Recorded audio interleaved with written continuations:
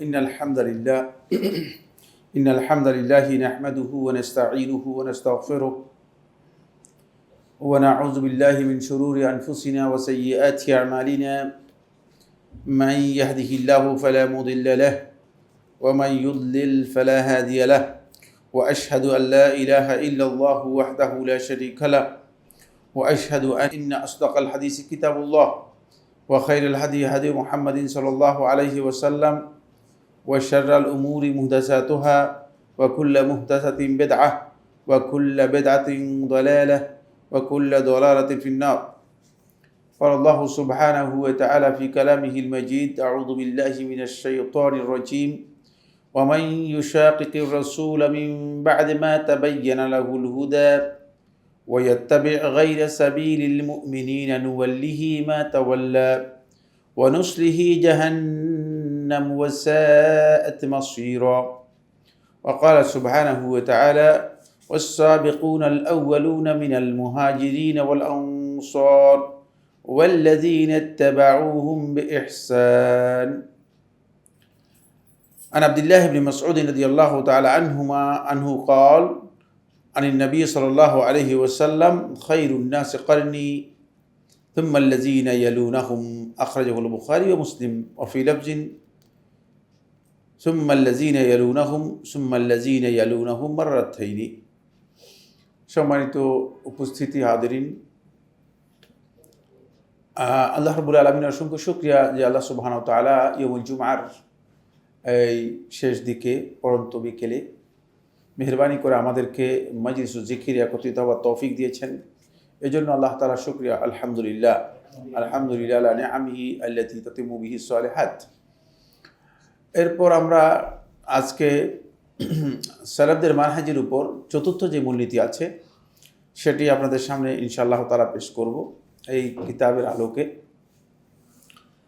মুসান্নিফ হাফিজাহুল্লাহ তাআলা তিনি বলেছেন যে চতুর্থ মূলনীতি হচ্ছে আন্নাহুম লা ইস্তাকিল্লুনা বিফাহমিল কিতাব ওয়াস সুন্নাহ আন ফাহমিস সালাফিস সালেহ, যে আহলুস সুন্নাহ ওয়াল জামাআহ কোরআন ও সুন্নাহ বুঝার ক্ষেত্রে সালফে সালেহিনের বুঝকে উপেক্ষা করে স্বাধীনভাবে কোরআন ও সুন্নাহ বুঝার চেষ্টা করেন না।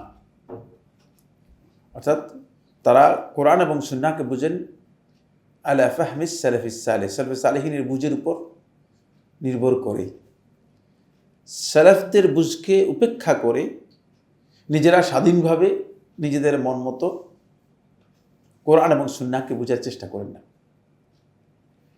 এখানে অত্যন্ত গুরুত্বপূর্ণ মৌলিক কতগুলো বিষয় এর সাথে যুক্ত হয়েছে। কোরআন এবং সুন্নাহ দলিল, এই ব্যাপারে পৃথিবীর কেউ দ্বিমত পোষণ করেনি, বেদাতিরাও কেউ দ্বিমত পোষণ করে না। এমনকি শিয়া রাফিজি সম্প্রদায়, যাদের আকীদাই হচ্ছে কোরআন বিকৃত এবং পরিবর্তিত হয়ে গেছে, তারাও কিন্তু কোরআন এবং সুন্নাহই দলিল মনে করে। সুতরাং যে জায়গায় সবচেয়ে বড় সমস্যা সেটা হচ্ছে কোরআন এবং সুন্নাহর বুঝের মধ্যে সমস্যা। এর উপলব্ধি এবং বুঝ কিসের ভিত্তিতে আমি বুঝেছি, কিভাবে বুঝলাম। ফলে কোরআন এবং সুন্নাহর এই নুসুসগুলো বোঝার জন্য গুরুত্বপূর্ণ শর্ত হচ্ছে তিনটি। এক নম্বর হচ্ছে অবশ্যই কোরআন এবং সুন্নাহর এই বুঝটা লাবুদ্দা আন ইয়াকুনা মুওয়াফিকান লিফাহমিস সালাফিস সালেহ, সালফে সালেহিনের বুঝের মানে অনুরূপ হতে হবে, অনুকূল হতে হবে, মুওয়াফিক হতে হবে। সুতরাং সালফে সালেহিনের বুঝ এক ধরনের, তারা এই নুসুস থেকে এক ধরনের বুঝ দিয়েছেন, আর আপনি এই নুসুস থেকে আপনার মন মতো আর একটা বুঝ দিয়েছেন। তাহলে আপনারটা শুদ্ধ, সালাফদেরটা ভুল যদি বলেন তাহলে বিশাল সমস্যা আছে। যেমন কোরআনে কারীমের একাধিক আয়াতের মধ্যে আল্লাহ সুবহানাহু ওয়া তাআলা বলেছেন, ওয়াজকুর ইসমা রাব্বিকা ওয়া তামাত্তাল ইলাইহি তাবতীলা। ওয়াজকুর ইসমা রাব্বিকা, আপনি আপনার রবের নাম এর জিকির করুন। এই ধরনের আয়াত অনেকগুলো রয়েছে। যেমন আল্লাহ সুবহানাহু ওয়া তাআলা তার নাম উল্লেখ করেছেন, তার নামের সাথে আবার আল্লাহ তাআলা নিজের নামের কথা উল্লেখ করে দিয়েছেন, বিসমিল্লাহির রহমানির রহিম। দেখছেন কিনা? বিসমিল্লাহ, তো আল্লাহ তাআলার নামই তো আল্লাহ। আবার আল্লাহর নামে মানে নাম কি অন্য কিছু নাকি? এটা বুঝেন এগুলো? এখানে বুঝের বিষয় রয়েছে। যেমন সাব্বিহিসমা রাব্বিকাল আ'লা, যে আল্লাহর নামে তাসবিহ করেন। আল্লাহর নামে তাসবিহ বলতে সালাফরা কি বুঝেছেন? এখন একদম লোক যেহেতু আল্লাহর নামের কথা এসেছে, তখন তারা মনে করেছে যে কোরআন স্পষ্ট করে বলতেছে আল্লাহর নামের কথা, সুতরাং আল্লাহর নাম আল্লাহ রাব্বুল আলামিনের সবচেয়ে বড় সম্মানিত নাম। অথবা কেউ কেউ এটাও বলেছেন এটা হচ্ছে ইসমুল আযম, লফজুল জালালা, আল্লাহ। সুতরাং আল্লাহ আল্লাহ জিকির করাটা জায়েজ হওয়ার ব্যাপারে কোরআনের সুস্পষ্ট নস, ঠিক না? কিন্তু এই বুঝটা ওই যে সরফে সালিহিনের বুঝের বাড়ি বিপরীত, মুআফিক হয়নি। যাদের কাছে কোরআন নাজিল হয়েছে, যারা কোরআন নাজিলের সময় ছিলেন, যার কাছে নাজিল হয়েছে তার বুঝের সাথে এটা মিল নেই।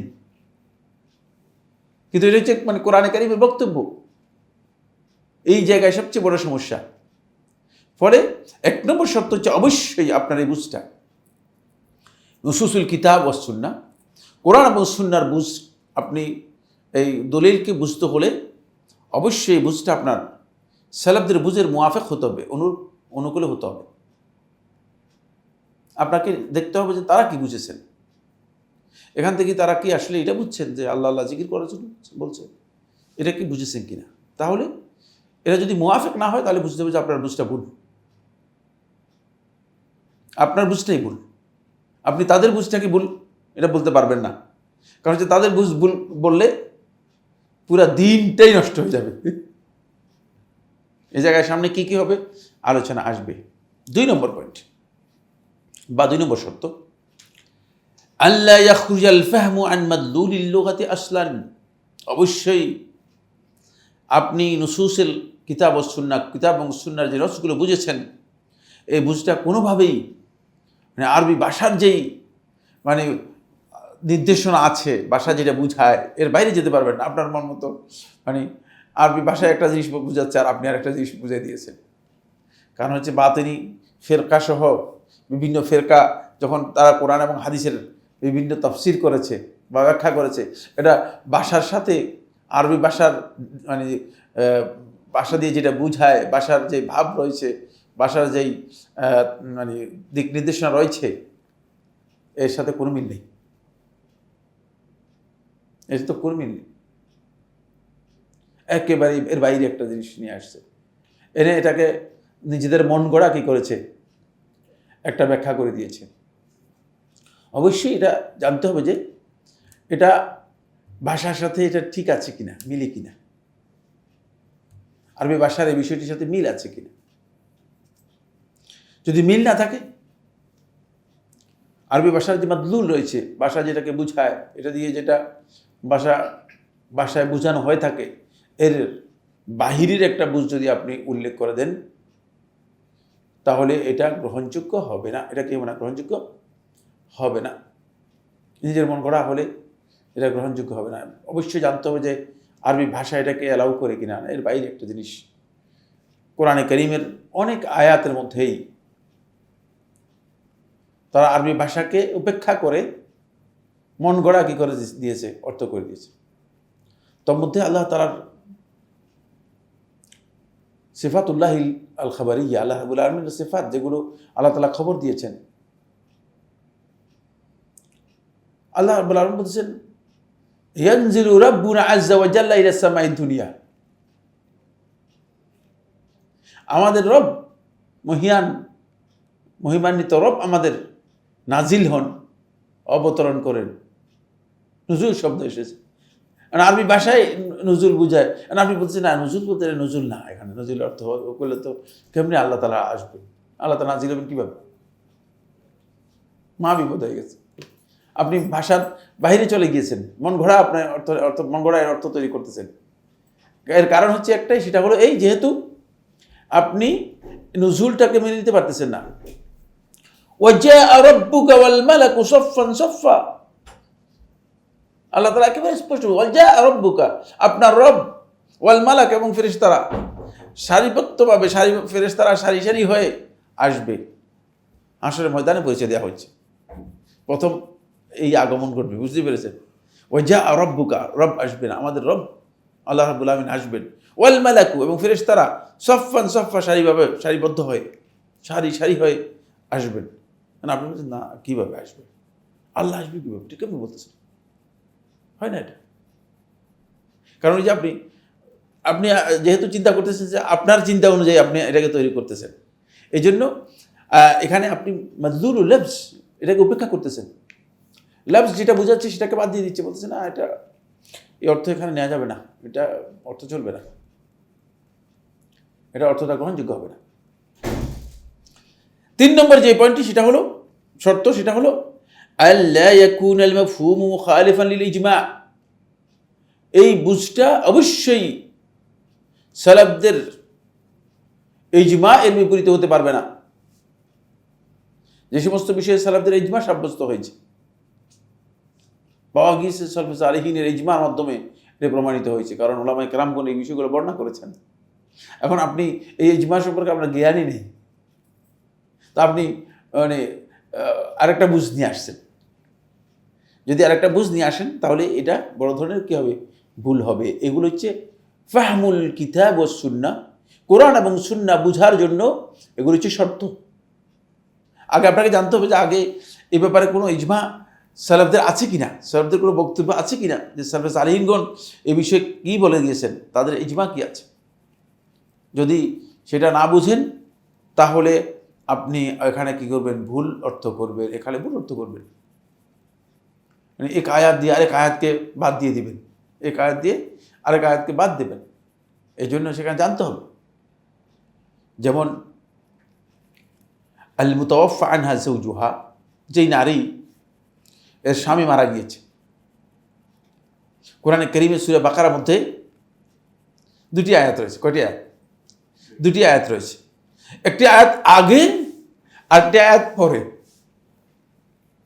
আগে যে আয়াতটা রয়েছে সেই আয়াতের মধ্যে বলা হয়েছে তার ইদ্দত হচ্ছে আরবাআতু আশহুরিন ওয়া আশরা, ইয়াতারাব্বাসনা বিআনফুসিহিন্না আরবাআতা আশহুরিন ওয়া আশরা। সে 4 মাস 10 দিন কি করবে, ইদ্দত পালন করবে।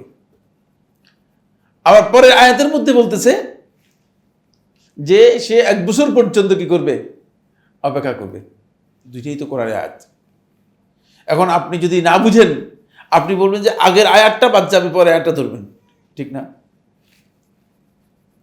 কোরআনের তারতিব অনুযায়ী বলবেন যে আগের আয়াতটা বাদ যাবে, পরে আয়াতটা ধরবেন। কিন্তু সালাফদের ইজমা সাব্যস্ত হয়েছে যে পরে যে আয়াতটা হয়েছে এটা আগে নাজিল হয়েছে এবং এটার হুকুম বাতিল হয়ে গেছে, মানসুখ হয়ে গেছে, রহিত হয়ে গেছে। এই বিষয়ে যার জ্ঞান নেই সে পুরাই উল্টা করে দেবে দিনটাকে। এই জন্য এই বিষয়গুলো অবশ্যই জানতে হবে। এই বিষয়গুলো না জানলে আপনি কোরআন এবং হাদিসের নুসুসগুলো একেবারে মন গড়া ব্যাখ্যা করা শুরু করে দেবেন, অথবা কোরআন এবং হাদিসের নুসুসের ব্যাপারে আপনি বলবেন যে একটা আরেকটার সাথে সাংঘর্ষিক, কন্ট্রাডিক্ট করে, বলে না এগুলো সঠিক না। পরে অনেকে আছে তারা যখন এগুলো বুঝতে পারেন না তখন তারা বলে যে ভাই কোরআনের মধ্যে অনেক ঝামেলা আছে। কি ঝামেলা আছে? কারণ আপনি আপনার জ্ঞান যত কম, যার যত জ্ঞান কম বুঝলেন না, তার তত সংকট বেশি। আপনি আপনার জ্ঞান কম হওয়ার কারণে আপনি বলতেছেন কোরআনের মধ্যে কিছু সমস্যা আছে না, যেরকম এটা জাহিরি কথাবার্তা। অনেক লোক আছে আন্দাজে কথাবার্তা বলেন, এবং এই আন্দাজে কথাবার্তাগুলো বলার কারণ হচ্ছে একটাই, সেটা হলো যেহেতু এই বিষয়গুলো সম্পর্কে জ্ঞান রাখেন না, ফলে সালফে সালেহিনের এই বুঝের ব্যাপারে কোরআন এবং হাদিসের সুস্পষ্ট দলিল রয়েছে। 1 নম্বর দলিল হচ্ছে সূরা আন-নিসায়ের 115 নম্বর আয়াত। সূরা আন-নিসা আয়াত নম্বর 115। আয়াতের আমি অর্থ করব দলিলের জায়গাটা কোন জায়গায়, মানে এর প্রামাণিক সূত্রটা কোনটা, এটা আপনারা বের করে দিবেন।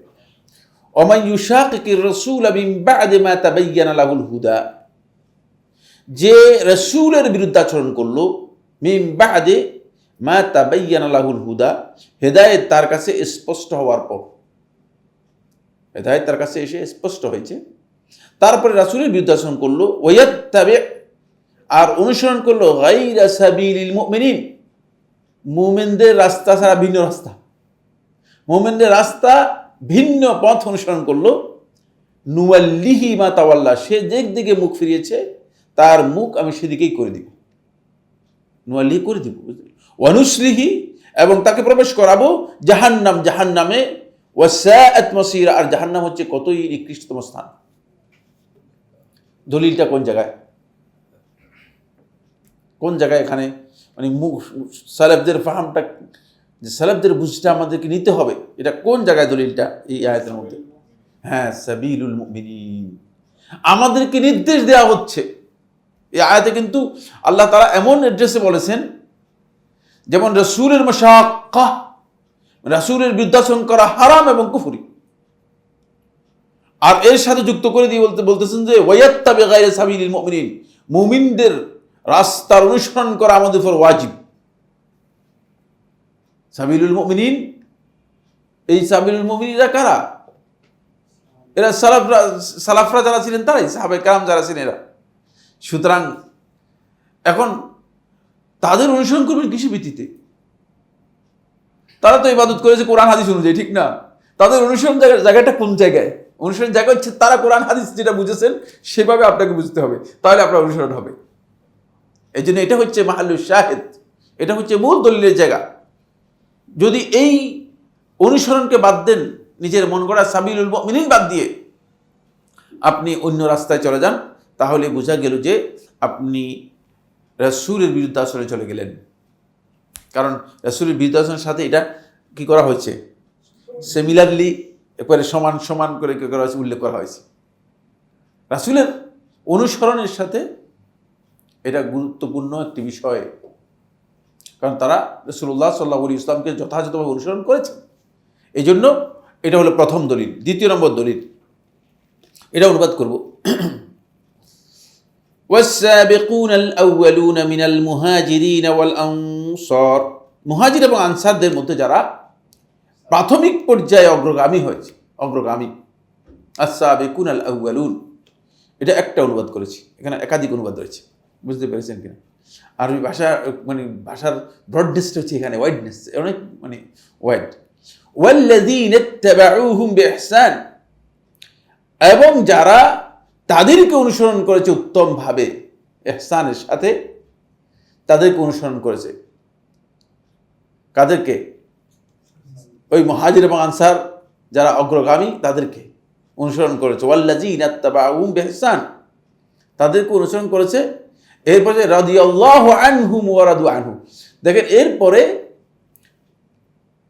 তাদের ব্যাপারে আল্লাহ সুবহানাহু ওয়া তাআলা দুটি মহা পুরস্কারের কথা ঘোষণা করেছেন। আল্লাহ রাব্বুল আলামিনের কাছে সবচেয়ে গ্রেট পুরস্কার হচ্ছে এই দুটাই। এক নম্বর পুরস্কার যেটা, সেটা হলো রাদিয়াল্লাহু আনহুম ওয়া রাদু আনহু, যে আল্লাহ তাআলা তাদের উপর সন্তুষ্ট হয়েছেন এবং তারাও সন্তুষ্ট হয়েছে আল্লাহর উপর। রিদওয়ানুল্লাহ আযজা ওয়া জাল, এটা হচ্ছে ঈমানদার ব্যক্তিদের জন্য জান্নাতের সর্বোচ্চ গ্রেড, সর্বোচ্চ পুরস্কার, এটা সর্বোচ্চ পুরস্কার। এরপরে বলেছেন ওয়া'আদ্দা লাহুম জান্নাতিন তাজরি তাহতাহাল আনহারু খালিদিনা ফিহা আবাদা। এখানে দেখেন ভালো করে, এই আয়াতের মধ্যে অনেক গুরুত্বপূর্ণ বিষয় রয়েছে। ওয়া'আদ্দা লাহুম, আর তাদের জন্য আল্লাহ তাআলা বিশেষভাবে মানে তৈরি করে রেখেছেন জান্নাতিন, কিছু বাগিচা, কিছু বাগান, জান্নাত, এটা আল্লাহ তাআলা বিশেষভাবে তাদের জন্য তৈরি করে রেখেছেন। জান্নাত তো এমনি ইমানদার ব্যক্তিদের জন্য কমন তৈরি করা আছে, কিন্তু এদের ব্যাপারে আল্লাহ তাআলা বলেছেন লাহুম, এদের জন্য আলাদা তৈরি করে রেখেছেন। কেন? এরপরে তাজরি তাহতাল আনহার খালিদিনা ফিহা আবাদা, এতে তারা চিরস্থায়ীভাবে প্রবেশ করবে।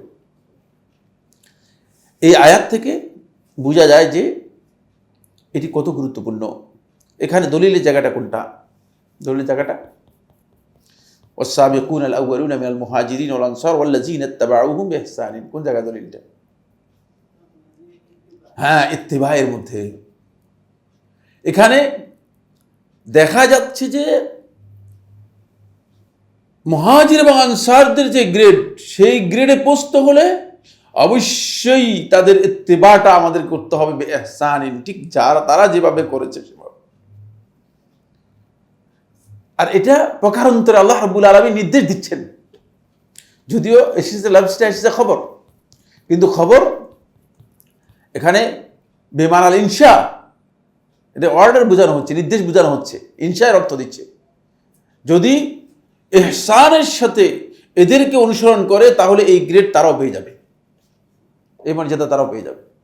এই জন্য তাদের অনুসরণটা আমরা কীভাবে করি, তাদের অনুসরণ করবো কীভাবে? তাদের অনুসরণ করব তারা কোরআন এবং হাদিস যেভাবে বুঝেছেন সেভাবে, নাহলে অন্য কোনো পদ্ধতি নেই যে পদ্ধতি দিয়ে আপনি অনুসরণ করতে পারবেন।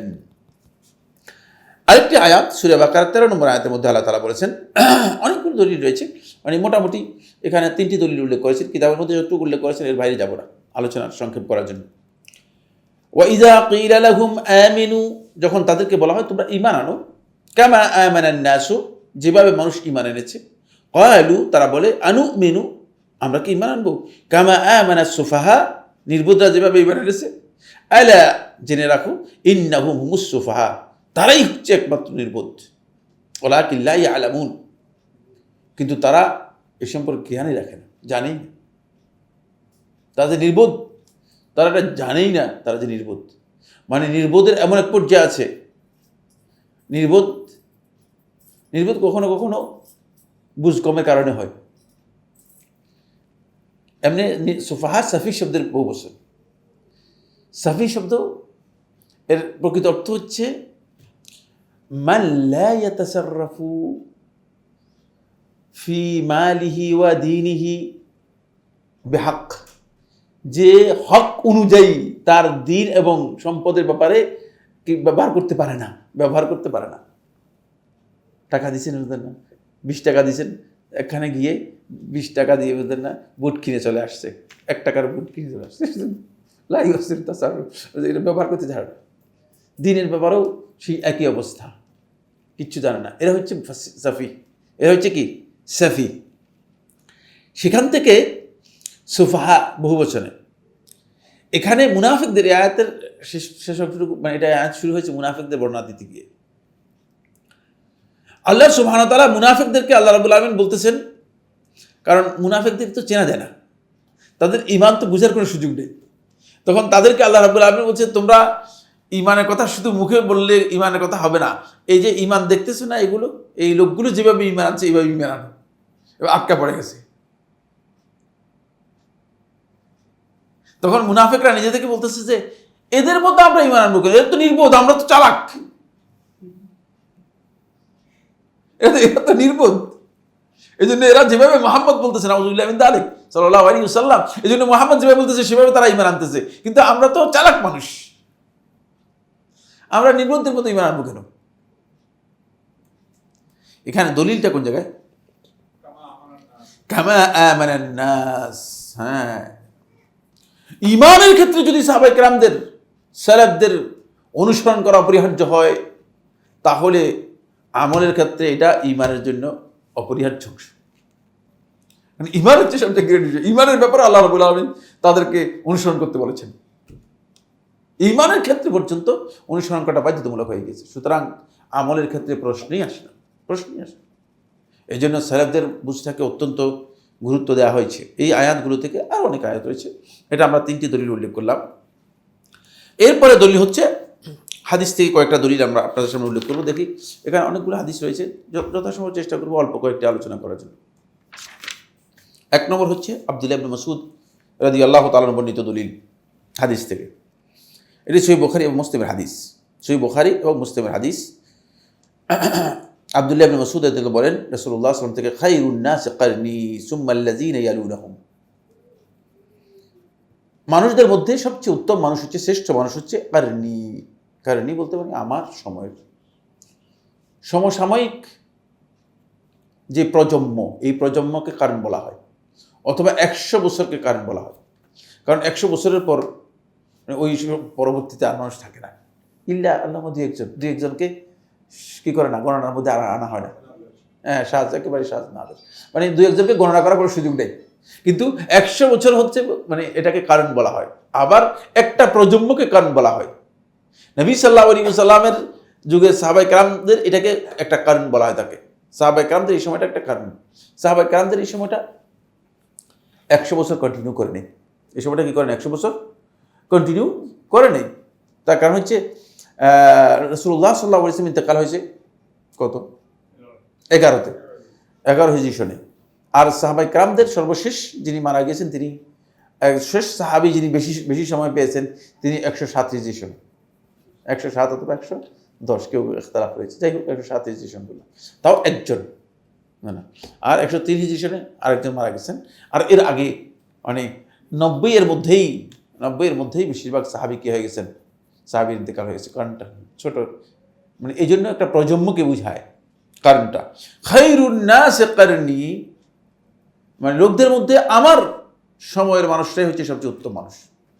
তাহলে রাসূলুল্লাহ সাল্লাল্লাহু আলাইহি ওয়াসাল্লাম যেখানে সাক্ষী দিয়ে যাচ্ছেন সেখানে এদের এই সাক্ষ্যটা মানে এদের মর্যাদাকে এমনভাবে বুলন্দ করেছে যে আল্লাহ নবী সাল্লাল্লাহু আলাইহি ওয়াসাল্লাম সাক্ষ্য দেওয়ার কারণে তাদের ব্যাপারে, তাদের আদালতের ব্যাপারে প্রশ্ন করাটা এই পৃথিবীর সমস্ত ওলামায়ে কেরামের ইজমা অনুযায়ী, এমনকি নাম পর্যন্ত জিজ্ঞেস করাটাও অবৈধ। আগের কথা বলি, আগে মানে দুইটা কথা বলেছে, খুব ভালো করে খেয়াল করেন। 1 নম্বর হচ্ছে তাদের আদালতের ব্যাপারে প্রশ্ন করতে পারবেন না। আপনি কোনো সাহাবীর ব্যাপারে এই প্রশ্ন করতে পারেন, এই সাহাবী মানে সত্যবাদী সঠিক ছিল কিনা, তাহলে আপনি আসলে পথভ্রষ্ট একজন লোক, আপনি নিজেই পথভ্রষ্ট লোক। খুব সতর্কতা অবলম্বন করেন, অনেকে আছে আন্দাজে কথা বলেন। 2 নম্বর হচ্ছে আন রাজুলিন মিন আসহাবি রাসূলিল্লাহ সাল্লাল্লাহু আলাইহি ওয়াসাল্লাম, হাদিসের মধ্যে এসেছে রাসূলুল্লাহ সাল্লাল্লাহু আলাইহি ওয়াসাল্লাম সাহাবায়ে কেরামদের মধ্যে থেকে একজন ব্যক্তি থেকে বর্ণনা করেছেন, নাম উল্লেখ করেন নাই। বলবেন যে ভাই এই নামটা কি না, জাহিল লোক, নিষেধ এটা। কারণ হচ্ছে রাসূল সাল্লাল্লাহু আলাইহি ওয়াসাল্লাম সাহাবীদেরকে মাজহুল মনে করে, যেহেতু স্পষ্ট করে দিয়েছে বর্ণনাকারী রাসূল সাল্লাল্লাহু আলাইহি ওয়াসাল্লাম সাহাবী, সুতরাং এর আদালতের ব্যাপারে আর প্রশ্ন করার, এর নাম প্রশ্ন করার দরকার নেই, এর নামও প্রশ্ন করার প্রয়োজন নেই। নাম জানতে পারলে ভালো, আমরা জানিছি, আমরা জায়গায় জায়গায় নাম জেনে গিয়েছি। কারণ হাদিসের যখন সমস্ত হাদিসগুলোকে একসাথ করা হয়েছে, যেমন সহিহ বুখারী হাদিসের মধ্যে এসেছে, আবু হুরায়রার বর্ণিত হাদিসের মধ্যে দেখেন, আবু হুরায়রা বর্ণনা করেন, যা রাজুলুন ইলা নবী সাল্লাল্লাহু আলাইহি ওয়াসাল্লাম, এক ব্যক্তি রাসূলুল্লাহ সাল্লাল্লাহু আলাইহি ওয়াসাল্লামের কাছে আসলেন। ফাকালা ইয়া রাসূলুল্লাহ, তারপর বললেন হে আল্লাহর রাসূল সাল্লাল্লাহু আলাইহি ওয়াসাল্লাম, মান আহাক্কু বিহুসনি সাহাবাতি ইয়া রাসূলুল্লাহ, আমার মানে পরিবারের মধ্যে কোন ব্যক্তি সবচেয়ে বেশি আমার উত্তম ব্যবহারের জন্য, উত্তম সাহচর্যের জন্য সবচেয়ে বেশি হকদার কে? কালা উম্মুক, তোমার মা। কালা সুম্মা মান, প্রশ্ন করেন তারপরে কে? কালা উম্মুক, তোমার মা। কালা সুম্মা মান, তারপরে কে? কালা উম্মুক, তোমার মা। কালা সুম্মা মান, কালা আবুক, তারপর তোমার পিতা। এই যে হাদিস, এখন আমরা বলছি যে একজন ব্যক্তি আসছেন, যখন হাদিস ঘাটাঘাটি করা গেছে, সমস্ত হাদিস একসাথে করা গেছে, দেখা গেছে এই ব্যক্তি হচ্ছেন মুয়াবিয়া ইবনে হাইদ আল কুশাইরি। বুঝতে পেরেছেন এই লোক কে আসছে? যেমন রাসূলুল্লাহ সাল্লাল্লাহু আলাইহি ওয়াসাল্লাম বলেছে, ইয়া আইয়ুহান নাস ইন্নাল্লাহা ফারাদা আলাইকুমুল হাজ্জা ফাহুজ্জু, হে মানুষ, আল্লাহ তাআলা হজ ফরজ করেছেন, তোমরা হজ করো। ফাকামা রাজুলুন, এক ব্যক্তি দাঁড়িয়ে গেলেন। ফাকালা ইয়া রাসূলুল্লাহ, দাঁড়িয়ে বললেন হে আল্লাহর রাসূল সাল্লাল্লাহু আলাইহি ওয়াসাল্লাম, আলিকুল্লি আমিন হাযা, এটা কি প্রত্যেক বছরের জন্য অর্ডার করে দিচ্ছেন নাকি? তাহলে তো আমাদের অবস্থা খারাপ হয়ে যাবে, কারণ নতুন লোক আসছে তো। এই রাজুল কে? লোকটা আমরা হাদিসে যখন সমস্ত হাদিসগুলো একসাথে করেছি, আকরা ইবনে হাবিস রাদিয়াল্লাহু তাআলা আনহু, দেখছেন? এই জন্য যেখানে নাম জানা নেই সেখানে নাম জানা যাবে, কিন্তু আপনার সে জ্ঞান থাকতে হবে, কিন্তু নাম প্রশ্ন করার দরকার নেই, এর বিশুদ্ধতার জন্য নামের প্রশ্ন করার প্রয়োজন নেই। আসুন সামনে যাচ্ছি। খায়রুন নাস কারনি সুম্মা আল্লাযীনা ইয়ালুনাহুম, তারপরে যারা এদের সাথে আসবে, এদের পরে যারা আসবে তারা সাহাবায়ে কেরামদের পরে এসেছে যারা তাবেঈন, যারা সাহাবায়ে কেরামদের উত্তম অনুসারী হয়েছেন, তাদের ব্যাপারে প্রশংসা করেছেন। সহিহ বুখারী ও মুসলিমের এই রিওয়ায়াতের মধ্যে শুধুমাত্র একবার এসেছে। বুখারী আরেকটি রিওয়ায়াতের মধ্যে এসেছে সুম্মা আল্লাযীনা ইয়ালুনাহুম, দুইবার এসেছে, তারপরে যারা এদের পরে আসবে তারা। এখান থেকে তাবি এবং তবে তাবিঈন যারা আছেন তাদের অনুসরণ করার খায়রিয়তের ব্যাপারে রাসূলুল্লাহ সাল্লাল্লাহু আলাইহি ওয়াসাল্লামের সাক্ষ্য পাওয়া গিয়েছে। সুতরাং বোঝা যাচ্ছে যে যদি তারা সত্যিকার সাহাবায়ে কেরামদের ওই আল্লাযীনা তাবাউ বিইহসান, যদি ইহসানের সাথে অনুসারী হয়ে থাকে, তাহলে তাদের আদালতের ব্যাপারে এবং তাদের দ্বীনের ব্যাপারে আল্লাহ রাসূল সাল্লাল্লাহু আলাইহি ওয়াসাল্লামের সাক্ষ্য রয়েছে। এই দলিল থেকে এটি প্রমাণিত হয়েছে যে আল্লাহ রাসূল সাল্লাল্লাহু আলাইহি ওয়াসাল্লাম দ্বীনের ব্যাপারে তাদেরকে আমিন হিসেবে করেছেন, আমানতদার হিসেবে রাসূল ঘোষণা করে দিয়ে গেছেন। সুতরাং তাদের বক্তব্যের চেয়ে আমার বক্তব্য উত্তম হবে, এই কথা বলার সুযোগ নেই। তাদের ব্যাপারে সাক্ষী আছে না, আমাদের ব্যাপারে এদের সাক্ষী নেই। তাদের ইজতিহাদটা আমাদের ইজতিহাদের থেকে খারাপ হবে এ কথা বলার সুযোগ নেই। আর একটা ব্যাপার হচ্ছে তারা রাসূল সাল্লাল্লাহু আলাইহি ওয়াসাল্লামের কাছে থাকার কারণে তারা রাসূল সাল্লাল্লাহু আলাইহি ওয়াসাল্লাম থেকে কিছু জিনিস জেনেছেন যেটা আমরা জানতে পারিনি। এই কারণে তাদের এই বুঝটাকে সবচেয়ে বেশি অগ্রাধিকার দেওয়া হয়েছে। আসুন এরপরে হাদিসটি, এটা পরিচিত হাদিস, আব্দুল্লাহ ইবনে আমর আল-আস থেকে বর্ণিত হাদিস, হাদিসু আল ফিরকা তাফাররুক। এখানে হাদিসু তাফাররুক হচ্ছে যে হাদিসের মধ্যে মানে উম্মতের ফেরকাবন্দির কথা উল্লেখ করা হয়েছে। এই হাদিসের রেওয়ায়াতের মধ্যে এসেছে রাসূলুল্লাহ সাল্লাল্লাহু আলাইহি ওয়াসাল্লাম বলেছেন, যখন প্রশ্ন করা হয়েছে মা হিয়া ইয়া রাসূলুল্লাহ, নাজাত প্রাপ্ত হবে তারা কারা, তখন বলেছেন যে মা আনা আলাইহি ওয়া আসহাবি। কোন কোন রেওয়ায়াতের মধ্যে মা আনা আলাইহি লিয়াউম ওয়া আসহাবি, আমি এবং আমার সাহাবীরা আজকের এই দিনে যেই কর্মনীতির উপর আছি এটাই হচ্ছে মূলত নাজাতের রাস্তা। এখান থেকে বোঝা যাচ্ছে সাহাবায়ে কেরামগণকে রাসূলুল্লাহ সাল্লাল্লাহু আলাইহি ওয়াসাল্লাম কোরআন এবং সুন্নাহর ক্ষেত্রে কী করেছেন, রাসূলুল্লাহ সাল্লাল্লাহু আলাইহি ওয়াসাল্লাম এখানে যুক্ত করে গেছেন। সামনে আমরা আলোচনা করব এই বিষয়ে, একটা বিতর্কিত মাসআলা নিয়ে কথা বলবো, আসবে। ঠিক একই বক্তব্য এসেছে একাধিক হাদিসের মধ্যে, একাধিক আরও বক্তব্যের মধ্যে এসেছে। আয়েশা রাদিয়াল্লাহু বর্ণিত একটি হাদিস, এই হাদিসটি ইমাম বুখারী ও মুসলিম বর্ণনা করেছেন। ইমাম বুখারী হাদিস নম্বর 4273, ইমাম মুসলিম হাদিস নম্বর 2665। আন আয়েশা রাদিয়াল্লাহু তাআলা আনহা ক্বালাত, আয়েশা রাদিয়াল্লাহু বলেন, তালা রাসূলুল্লাহ সাল্লাল্লাহু আলাইহি ওয়াসাল্লাম, আল্লাহ রাসূল সাল্লাল্লাহু আলাইহি ওয়াসাল্লাম এই আয়াত তেলাওয়াত করেছেন, হুয়াল্লাযী আনজালা আলাইকাল কিতাব, তিনি সেই সত্তা যিনি আপনার উপর কিতাব অবতীর্ণ করেছেন, মিনহু আয়াতুন মুহকামাত, তোর মধ্যে কিছু আয়াত আছে একেবারেই সুস্পষ্ট, মানে একেবারেই সুদৃঢ় আয়াত, সুস্পষ্ট মানে দ্ব্যর্থবোধক আয়াত। হুন্না উম্মুল কিতাব, এটি হচ্ছে কিতাবের একেবারেই প্রকৃত বিষয়, যেটা মৌলিক বিষয়। ওয়া উখর মুতাশাবিহাত, আর এর মধ্যে কিছু আয়াত আছে যেগুলো মুতাশাবিহাত, সাদৃশ্যপূর্ণ, যেগুলো মানে দ্ব্যর্থবোধক নয়, যেগুলো অর্থের দিক থেকে কি রয়েছে, ব্যাপকতা রয়েছে, অথবা অর্থের দিক থেকে সামঞ্জস্যপূর্ণ, সাদৃশ্যপূর্ণ। ফাআম্মাল্লাযীনা ফী কুলূবিহিম যায়গুন, আর যাদের অন্তরের মধ্যে বক্রতা রয়েছে, খুব ভালো করে খেয়াল করুন, ফাআম্মাল্লাযীনা ফী কুলূবিহিম যায়গুন, যাদের অন্তরের মধ্যে বক্রতা রয়েছে, ফায়াত্তাবিউনা, তারা অনুসরণ করে, মা তাশাবাহা মিনহু, এগুলোর মধ্যে যে আয়াতগুলোর মধ্যে সাদৃশ্য রয়েছে এগুলো তারা কি করে, এগুলোর পিছে তারা অনুসন্ধান করে, এগুলো নিয়ে তারা ঘাটাঘাটি করে। ক্বালাত, আয়েশা রাদিয়াল্লাহু বলেন, ক্বালা রাসূলুল্লাহ সাল্লাল্লাহু আলাইহি ওয়াসাল্লাম, রাসূলুল্লাহ সাল্লাল্লাহু আলাইহি ওয়াসাল্লাম এই আয়াত তেলাওয়াত করার পর আল্লাহ নবী সাল্লাল্লাহু আলাইহি ওয়াসাল্লাম বললেন, ইযা রাআইতুমুল্লাযীনা ইয়াত্তাবিউনা মা তাশাবাহা মিনহু, যখন তোমরা দেখতে পাবে ওই সমস্ত লোকদেরকে যারা কোরআনে কারীমের এই আয়াতগুলো, সাদৃশ্যপূর্ণ আয়াতগুলো নিয়ে ঘাটাঘাটি করছে, এগুলোকে অনুসন্ধান করার জন্য চেষ্টা করছে, এগুলো পিছিয়ে লেগে গেছে। এসে প্রশ্ন করে, ভাই এটার অর্থ কি, এটার অর্থ কি? কিছু কিছু জিজ্ঞাসা আছে অনেক আছে, ভাই আলিফ লাম মিমের অর্থ কি? কি করবেন আলিফ লাম মিমের অর্থ দিয়ে? অপ্রয়োজনীয়, বুঝতে পেরেছেন? একটা কেওয়াজ করার জন্য এই ধরনের কিছু জিনিস আছে, এটা নিয়ে আসে। এখানে বলতেছে যে রাসূলুল্লাহ সাল্লাল্লাহু আলাইহি ওয়াসাল্লাম বলতেছেন, ইযা রাআইতুমুল্লাযীনা ইয়াত্তাবিউনা মা তাশাবাহা মিনহু, যে সমস্ত আয়াতের মধ্যে সাদৃশ্য রয়েছে এগুলো নিয়ে যারা খোঁজাখুঁজি করবে, এগুলোর অনুসন্ধান করবে, ফাউলাইকাল্লাযীনা সাম্মাহুমুল্লাহ, এরাই হচ্ছে ওই সমস্ত লোক যাদেরকে আল্লাহ তাআলা বলেছেন যে তাদের অন্তরের মধ্যে বক্রতা আছে। এরকম প্রশ্ন করলে বুঝবে অন্তরের মধ্যে বক্রতা আছে। ফাহযারুহুম, সুতরাং তোমরা এদের থেকে সতর্ক হও। দেখলেই, প্রশ্ন করলেই সতর্ক হতে বলে দিয়েছে, দেখছেন? খুবই ক্লিয়ার বক্তব্য, এদের থেকে সতর্ক হও। ফাহযারুহুম, বুখারী ও মুসলিমের হাদিস। চিন্তা করেছেন, আল্লাহ নবী সাল্লাল্লাহু আলাইহি ওয়াসাল্লাম রেখে যাননি কোনো কিছু, একেবারে ক্লিয়ার করে দিয়েছেন। এই আয়াতের মধ্যে দলিল কোন জায়গায় রয়েছে, কোন জায়গায় দলিল রয়েছে?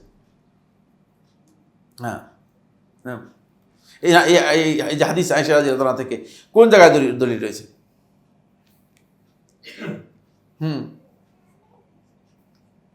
অনুবাদটা বুঝতে পারেন নাই? অনুবাদ কি বুঝা গেছে না বুঝে যায়নি? হ্যাঁ, আয়েশা রাদিয়াল্লাহু আনহা বর্ণনা করেন, তিনি বলেন রাসূলুল্লাহ সাল্লাল্লাহু আলাইহি ওয়াসাল্লাম এই আয়াত তেলাওয়াত করেছেন। তেলাওয়াত করে রাসূলুল্লাহ সাল্লাল্লাহু আলাইহি ওয়াসাল্লাম বলেছেন কি, ইযা রাআইতুমুল্লাযীনা ইয়াত্তাবিউনা মা তাশাবাহা মিনহু, যখন তোমরা দেখবে একদল লোক কোরআনে কারীমের সাদৃশ্যপূর্ণ যে আয়াতগুলো রয়েছে সেগুলোর পেছনে তারা ঘাঁটাঘাঁটি করছে অথবা পেছনে অনুসন্ধান চালাচ্ছে। ফা উলাইকাল্লাযীনা সাম্মাল্লাহু, এরাই হচ্ছে ওই সমস্ত লোকেরা যাদের ব্যাপারে আল্লাহ তাআলা তাদের নাম উল্লেখ করেছেন, বলেছেন যে তাদের অন্তরের মধ্যে বক্রতা রয়েছে। ফাহদারুহুম, সুতরাং তোমরা তাদের থেকে সতর্ক হও। হ্যাঁ, কিভাবে ফাহদারুহুম দিয়ে কি অর্থ বুঝলাম?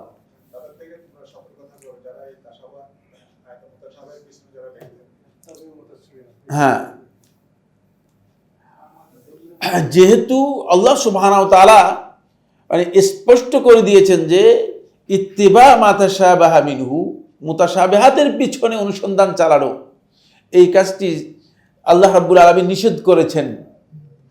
সুতরাং সাহাবায়ে কেরাম এগুলো থেকে বিরত রয়েছেন এবং এগুলোর মধ্যে যারা নিজে থেকে ইনভলভ করবে তারা সত্যিকার সাহাবায়ে কেরামদের যে পথ, সে পথের অনুসারী হয়, সে অনুসরণ করে নেই, তাদের বুঝ যথার্থ হবে না, তারা ভুল বুঝ নিয়ে কী করছেন, অগ্রসর হচ্ছে। এই কারণে আল্লাহ রাসূল সাল্লাল্লাহু আলাইহি ওয়াসাল্লাম তাদেরকে সতর্ক করেছেন। আসুন আরেকটি হাদিস দলিল, এরপরে শেষ করে দেব, আর দলিল আমরা নেব না।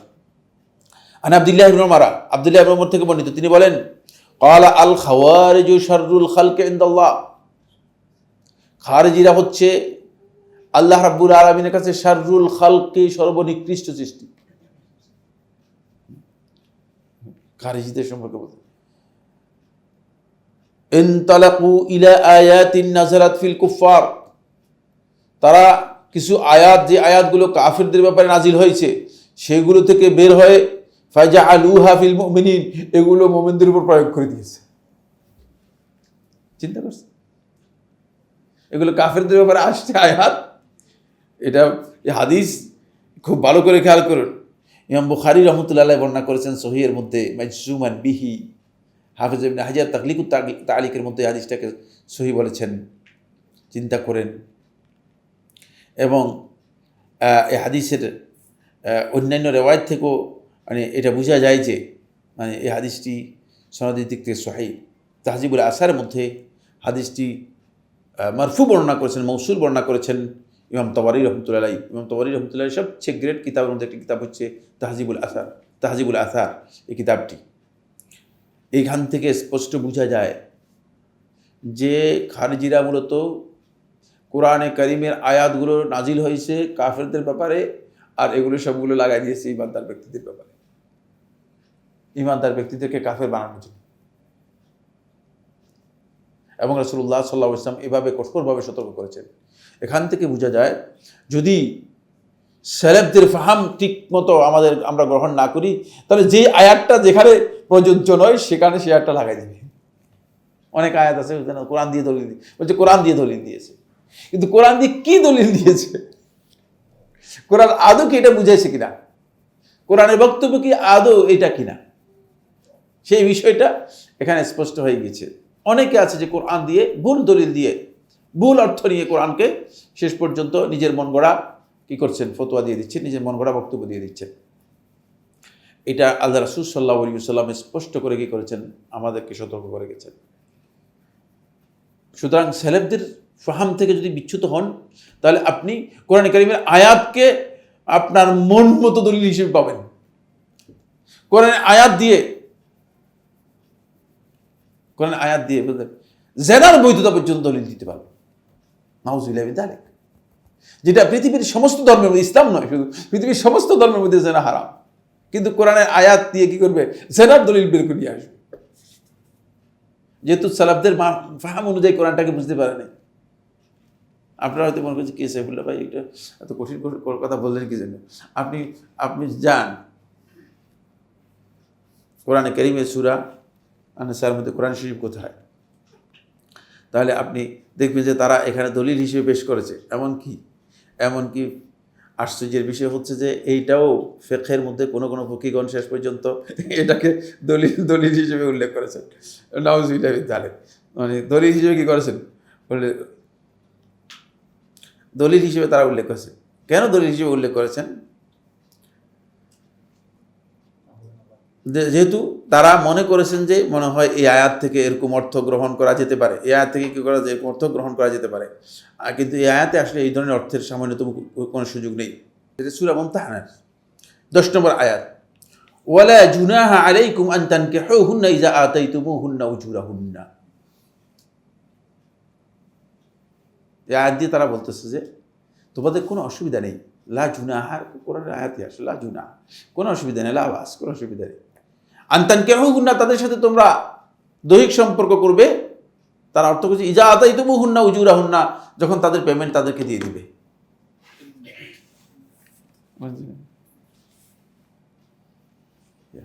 কোন আয়াত থেকে? সূরা মুমতাহানা 10 নম্বর আয়াতের মধ্যে। হ্যাঁ, এভাবে কোরআন থেকে আপনি মানে বিশাল পথভ্রষ্ট হয়ে যাওয়ার সম্ভাবনা রয়েছে। কারণ সালাফদের বুঝ যদি আপনার ঠিক না থাকে, তাহলে আপনি এইভাবে কি করবেন, যে আয়াত যেই জায়গায় প্রযোজ্য নয় সেই আয়াতকে সেই জায়গায় প্রযোজ্য করে দেবেন, সেই জায়গায় সেই আয়াতকে কেউ প্রযোজ্য করে দেবেন। এই কারণেই কি বলেছেন ইমাম আব্দুর রহমান আউজাই রহমতুল্লাহ আলাইহি বলেন, ইমাম লালেকাই রহমতুল্লাহ আলাইহি শরহ উসুলুল ইতিকাদের মধ্যে এই বিষয়টি উল্লেখ করেছেন, পৃষ্ঠা নম্বর 315। তিনি বলেন, ইসবির নাফসাকা আলা সুন্নাহ, তুমি নিজেকে সুন্নাহর উপর মজবুত থাকার জন্য একেবারেই অবিচল থাকো, আঁকড়ে ধরো। ওয়াকিফ হাইসু ওয়াকাফাল কওম, সালাফরা যেই জায়গায় থেমেছে সেখানেই থামো। ওয়াকুল বিমা কালু, তারা যে কথা বলেছে সেটাই বলো। ওয়াকুফা বিমা কাফু আনহু, যেখান থেকে তারা বিরত হয়েছে সেখান থেকে নিজেকে বিরত রাখো, মানে তোমার অতিরিক্ত বলার দরকার নেই। ওয়াসলুক সাবিলা সালাফিকা সালেহ, সালফে সালিহিনের রাস্তা অনুসরণ করো। ফাইন্নাহু ইয়াসাউকা মা ইয়াসাউহুম, তাহলে তাদের জন্য যেটা মানে সমীচীন ছিল তোমার জন্য সেটা সমীচীন হবে। অন্যথায় তুমি মন গড়া বক্তব্য, মন গড়া কথা তুমি বলবে। ফলে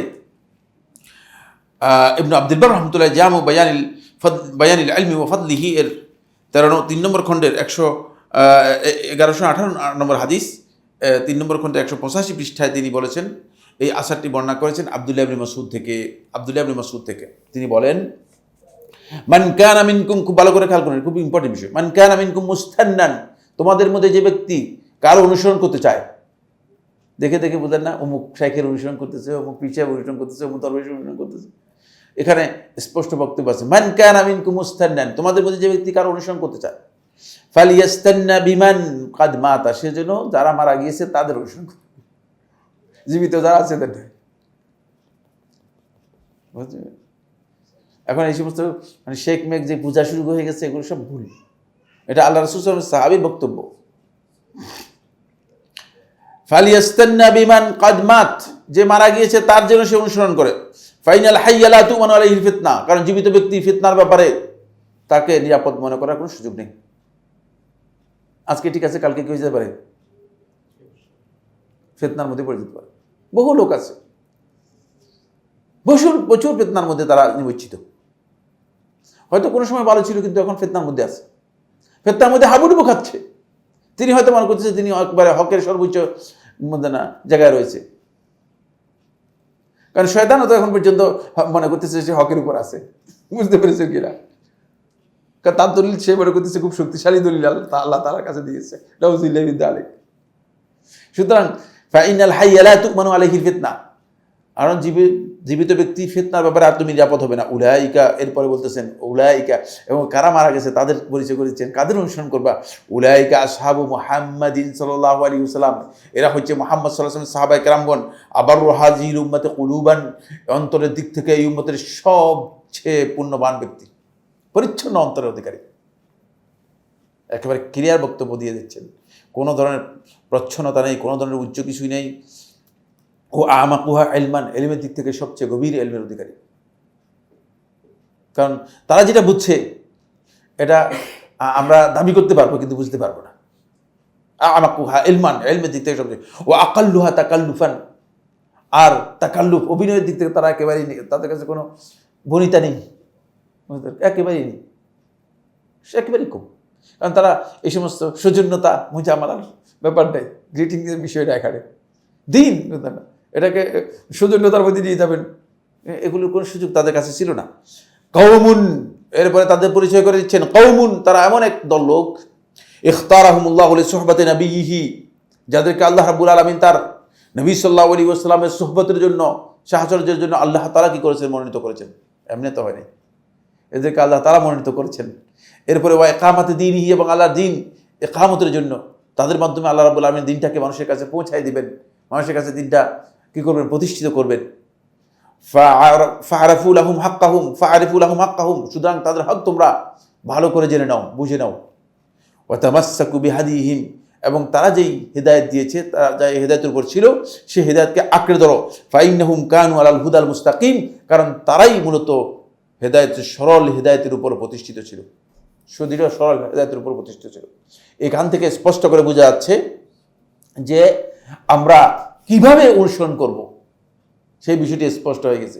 এবং তাদের এই সালাফদের অনুসরণের ক্ষেত্রে যদি সামান্যতম বিচ্যুতি হয় তাহলে আমরা দিনের ব্যাপারে ক্ষতিগ্রস্ত হয়ে যাব, আমরা বড় ধরনের ক্ষতিগ্রস্ত হয়ে যাব। এই কারণে খুব ভালো করে খেয়াল করুন, এই কারণে দেখা যাচ্ছে যে সলফে সালিহিন অনুসরণের বিষয়টিকে এখানে এত গুরুত্ব দেওয়া হয়েছে যে, কারণ হলো এই কথাগুলো কেন আসছে সালাফদের অনুসরণের, এর এক নম্বর কারণ হচ্ছে ইন্নাহুম ফাহিমুদ্দীনা ফাহমান সহিহান সালিমান, দিনটাকে তারা বুঝতে পেরেছে, উপলব্ধি করতে পেরেছে, ফাহমান সহিহান সঠিক বুঝ, সালিমান একেবারেই ত্রুটিমুক্ত বুঝ, কামিলান পরিপূর্ণ বুঝ। আপনি হয়তো সঠিক বুঝছেন, খুব ভালো করে খেয়াল করুন, হয়তো জিনিসটা সঠিক বুঝছেন কিন্তু ত্রুটি এর মধ্যে যুক্ত হয়ে গেছে, ত্রুটিযুক্ত সহি বুঝ। সালিম নাও হতে পারে, হয়তো সহি এবং সালিম আছে, ত্রুটিমুক্ত আছে, সহি আছে, কিন্তু কামেল হয় নাই, পরিপূর্ণ হয় নাই, এই জিনিস ঘাটতি থেকে যেতে পারে সালাফদের ফাহামের মধ্যে। আর সালাফের বিপরীত শব্দ কি বলেছিলাম এখানে, খেয়াল আছে কিনা কে বলতে পারবেন? হ্যাঁ, ভেরি গুড, মাশাআল্লাহ, খালাফ। এটা বলে গেলে চলবে না, এটা তো আমাদের মানে পুরা এই মানে এই আলোচনার মধ্যে সবসময় থাকবে। সালাফদের বিপরীত হচ্ছে খালাফ, বুঝতে পেরেছেন? খালাফদের বুঝ এখানে অবশ্যই হয়তো ভুল থাকবে, সহি নয়, আর যদি সহি থাকে হয়তো ত্রুটিযুক্ত থাকবে, ত্রুটিমুক্ত নয়। আর যদি সহি থাকে এবং ত্রুটিমুক্ত থাকে, অপরিপূর্ণতা থাকতে পারে। তিনটে জিনিস একসাথে সালাফদের কাছে পাওয়া যাবে, খালাফদের কাছে পাওয়া যাবে না। এই জন্যই খালাফদের মানে এই বুঝটাকে রাসূলুল্লাহ সাল্লাল্লাহু আলাইহি ওয়াসাল্লাম এবং সাহাবায়ে কেরামগণ এটাকে এত বেশি গুরুত্ব দিয়েছেন, সালাফদেরটাকে এত বেশি গুরুত্ব দিয়েছেন। আসুন সামনে যাই। এরপরে 2 নম্বর পয়েন্ট হচ্ছে যেটি, সেটা হলো ইন্নাহু লাম ইয়াকুন ফিস সালাফি, ইন্নাহু মা লাম ইয়াকুন ফিস সালাফি লাইসা লাহু হাদ্দুন ফি ফাহমিদ্দিন। খুব ভালো করে খেয়াল করুন, সালাফদের কাছে যে বিষয়টি ছিল না দিনের মধ্যে, দিন বুঝার জন্য, এটা এখনো দিন বুঝার জন্য এর কোনো দরকার নেই। দিন বুঝার জন্য মানে আপনি গ্রিক দর্শনের কোনো দরকার আছে কিনা? দিন বুঝানোর জন্য আপনি কি এই যে সায়েন্টিফিক কোনো বক্তব্যের দরকার আছে কিনা? অনেকে আছে সায়েন্স দিয়ে বোঝানোর জন্য চেষ্টা করতেছি। আরও এমন কি আছে যে সায়েন্টিফিক কোরআন শিক্ষা, একজন লিখে নিয়ে আসছে আমাদের এনটিভিতে, সায়েন্টিফিক কোরআন শিক্ষা, কোরআন তালিম, কোরআন শিখাবে, কোরআন এই যে অনেকে বিভিন্ন ধরনের কোরআন শিখায় না, তো সায়েন্টিফিক কোরআন শিক্ষা তা নিয়ে আসছে। তা না বলেন যে ভাই সায়েন্টিফিক শব্দ অর্থ কি জানেন কিনা? আপনি সায়েন্টিফিক যে কথাটা লিখলেন, আরে কি কোরআন শিক্ষা এটা?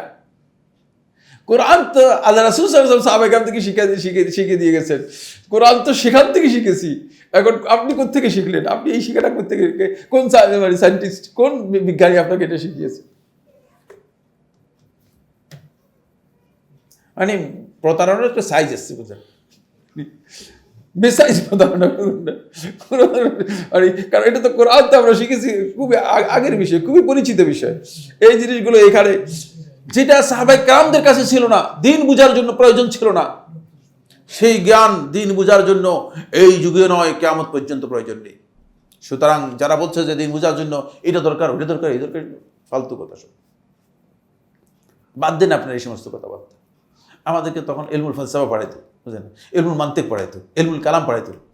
উনি আছেন আর যারা আগে পড়ছে তারা বলতে পারবে, বলতেন না মানে আমি ঈসা বুঝি, তারপরে এই সমস্ত বই মানে পড়তাম এবং পড়াইতাম, কুতবি পড়াইতাম, বুঝতে পেরেছেন কিনা? অনেক কঠিন কঠিন বই যেগুলো অনেকে পড়তে পারবে না, এরকম জিনিস আমি পড়াইতাম ছাত্রদেরকে, বুঝতে পেরেছেন?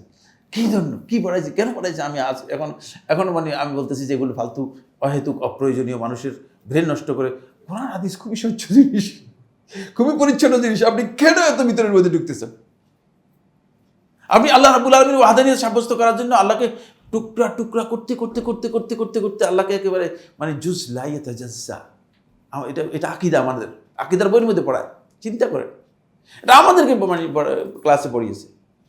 এই জাহিল ব্যক্তি জানে না যে এটা আল্লাহ রাব্বুল আলামিনের কোনো প্রয়োজনই নেই, কারণ নবী এবং রাসূলরা এসেছেন তারা আল্লাহ তাআলাকে প্রমাণ করার জন্য কোনো দায়িত্বই তাদেরকে দেওয়া হয় নাই, কোনো দায়িত্বই দেওয়া হয় নাই। আল্লাহ রাব্বুল আলামিনের ক্ষমতার কথা তুলে ধরেছেন, ক্লিয়ার বক্তব্য। দেখি তুমি আল্লাহর ক্ষমতার সাথে তুমি কিছু করতে পারলে করো, কিন্তু এইগুলো এখন মনে করছে দিন বুঝার জন্য এগুলোর কোনো প্রয়োজন নেই। এই জন্য মূলত সালাফদের বুঝটাকে এখানে বেশি গুরুত্ব দেওয়া হয়েছে। 3 নম্বর হচ্ছে আল হিদায়াতু তানহাসিরু ফি ফাহমিস সালাফ ওয়া ইন কাসুরাল ইলমু লাদা খালাফ।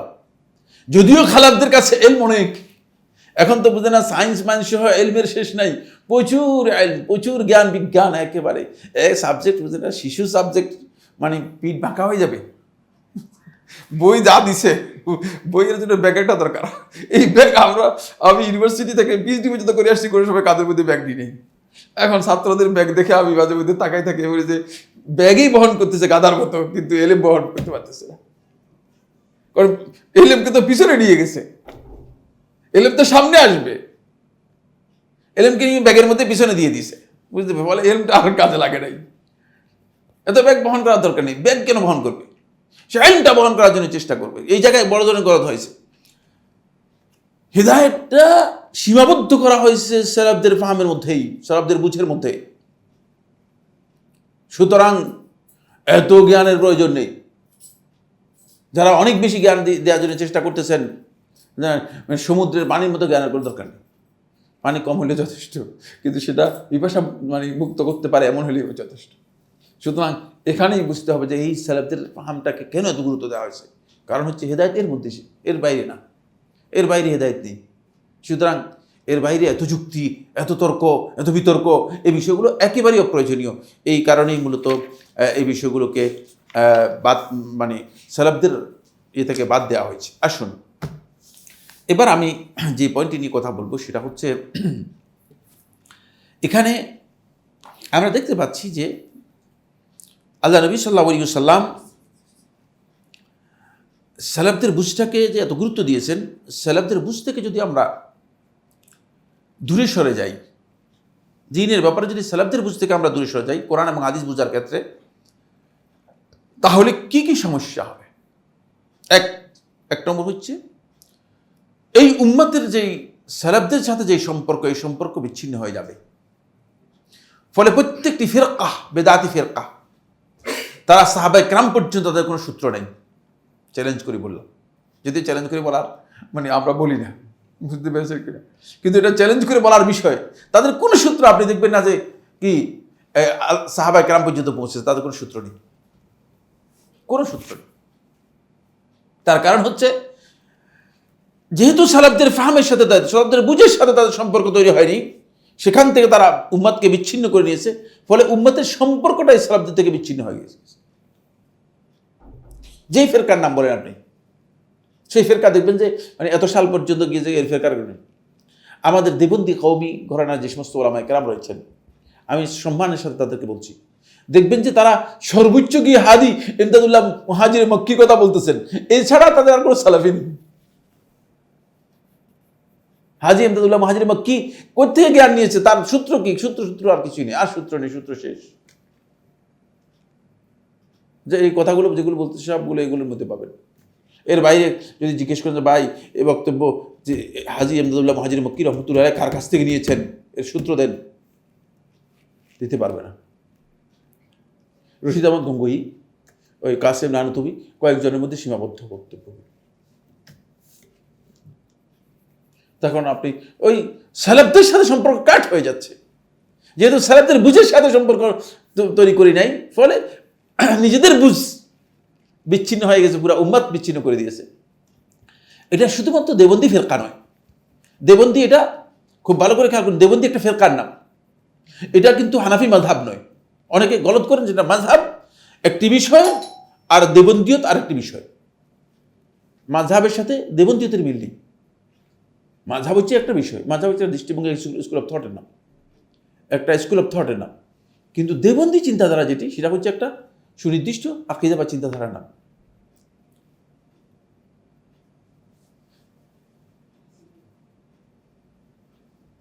সেক্ষেত্রে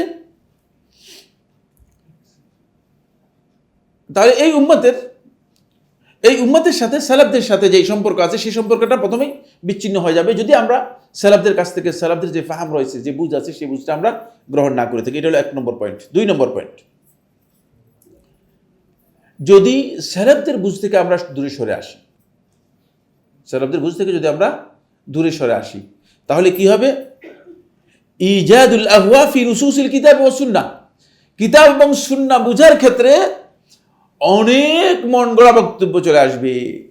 এবং তাই হয়েছে, মন গড়া বক্তব্যের শেষ নাই, মন গড়া বক্তব্যের শেষ নাই। কোরআন এবং সুন্নাহ বুঝার ক্ষেত্রে মন গড়া বক্তব্য অনেক এসে যাবে। কারণ সালফে সালেহিনের বক্তব্যগুলো ছিল, যেহেতু তারা সাহাবায়ে কেরামগণ রাসূলুল্লাহ সাল্লাল্লাহু আলাইহি ওয়াসাল্লামের কাছ থেকে নিয়েছেন, তাদের বক্তব্য ছিল খুবই লিমিট, সামান্য। এই ব্যাপারে আল্লাহ রাসূল সাল্লাল্লাহু আলাইহি ওয়াসাল্লামের কাছ থেকে তারা যেটা পেয়েছেন সেটাই। কিন্তু এখানে এখন দেখা গিয়েছে যে মন গড়া বক্তব্য এক ধরনের মন গড়া বক্তব্য দিচ্ছে। ইয়া আইয়ুহাল্লাযীনা আমানু তাকুল্লাহ ওয়া কুনু মা'আস সাদিকিন, হে ইমানদারগণ তোমরা আল্লাহকে ভয় করো, সত্যবাদীদের সাথী হও। সত্যবাদীর সাথী মানে তোমরা মানে ওলিদের পীরের মুরিদ হও। এ কথা কই থেকে পারে? সাহাবায়ে কেরামগণ এটা কই থেকে বুঝলেন? সাহাবায়ে কেরামগণ বুঝেছেন কিনা? আপনি কই থেকে এটা বের করলেন? আপনারা কে এটা বুঝেন? ইয়া আইয়ুহাল্লাযীনা আমানু তাকুল্লাহ ওয়াবতাগু ইলাইহিল ওয়াসিলা, তোমরা ওসিলা তালাশ করো আল্লাহর দিকে। ওসিলা, সাহাবায়ে কেরামগণ ওসিলা কি বুঝলেন আর আপনি কি বুঝলেন? মন গড়া বক্তব্য দিয়ে দিচ্ছে একেবারে। এমন কি ইয়া সুবহানাল্লাহ, বড় বড় আলেম, মানে বড় বড় আলেম বলতে বুঝাচ্ছি যারা একেবারে প্রসিদ্ধ, তারা এমন বক্তব্য দিচ্ছে যে বক্তব্য একেবারে নিরেট জাহিল ব্যক্তি আরবি ভাষার সেও দিবে না। সেটা বলতেছে যে কুল ইয়া ইবাদিয়াল্লাযীনা আসরাফু আলা আনফুসিহিম, কুল, বলুন, ইয়া ইবাদি, হে আমার বান্দারা।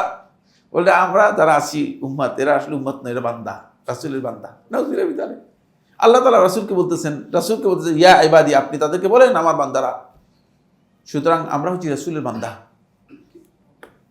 চিন্তা করেন কোত্থেকে বুঝ নিয়েছেন আপনি? ওই প্রবৃত্তির মন গড়া বক্তব্য যত মন গড়া বক্তব্য আছে সবগুলো এখানে কি করেছেন? একসাথ করে দিয়েছেন। ক্বাদ জাআকুম মিনাল্লাহি নূরুন ওয়া কিতাবুম মুবিন, আল্লাহর পক্ষ থেকে নূর এসেছে।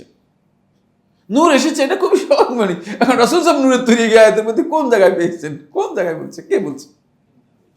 কত, মানে এটা একেবারে কমন সেন্স দিয়ে বোঝার কোনো সুযোগ নেই। আন্দাজে প্রবৃত্তির যত বক্তব্য আছে সবগুলো বক্তব্য যদি আমরা সালাফদের ফাহাম না নিই, তাহলে আমরা কোরআনের ব্যাপারে, নুসুসের ব্যাপারে আমরা বলে দিব। এবং তাই হচ্ছে প্রচুর, মানে প্রত্যেকটা আয়াতের মধ্যেই, মানে প্রত্যেকটা আয়াতের ক্ষেত্রেই আমাদের দেখতেছি যে এই ধরনের বক্তব্য মানে চালু করে দিয়েছে, এই ধরনের বক্তব্য চালু করে দিয়েছে। প্রবৃত্তির অনুসারীরা তাদের মন করা বক্তব্য এভাবে দিয়েছে। আমি মানে যদি মনে করেন এরকম আয়াত নিয়ে আসি, দেখবেন যে হাজার হাজার আয়াতের ব্যাপারে, এমনকি বাতিনিরা এটা দ্বারা বাতিনিরা তো সব আয়াতের অর্থ ভিন্ন করে দিয়েছে, সব আয়াতের নিজেদের অর্থ তৈরি করে দিয়েছে। এটা বলতেছি যারা দ্বীনের অনুসারী নিজেদেরকে মনে করে থাকে তারাই এই ধরনের ব্যাখ্যা করেছে, তারাই এই ধরনের বক্তব্য দিয়েছে।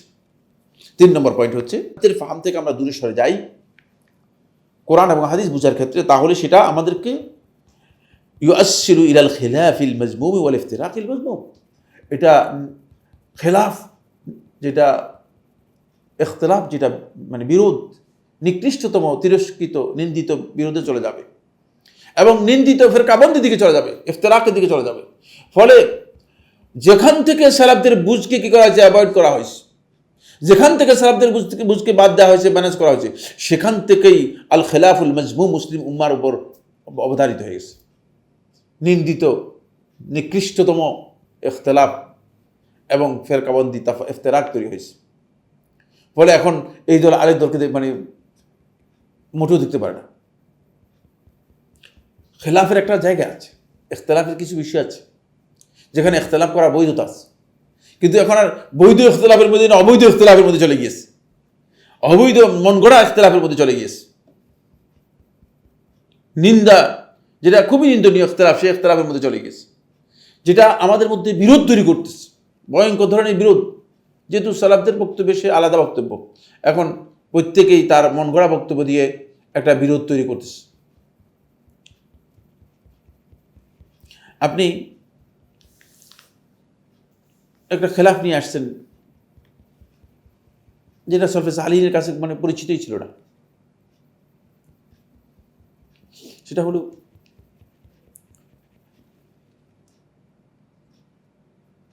কোরবানি করা। আল ইশতিরাকু ফিল উদহিয়া,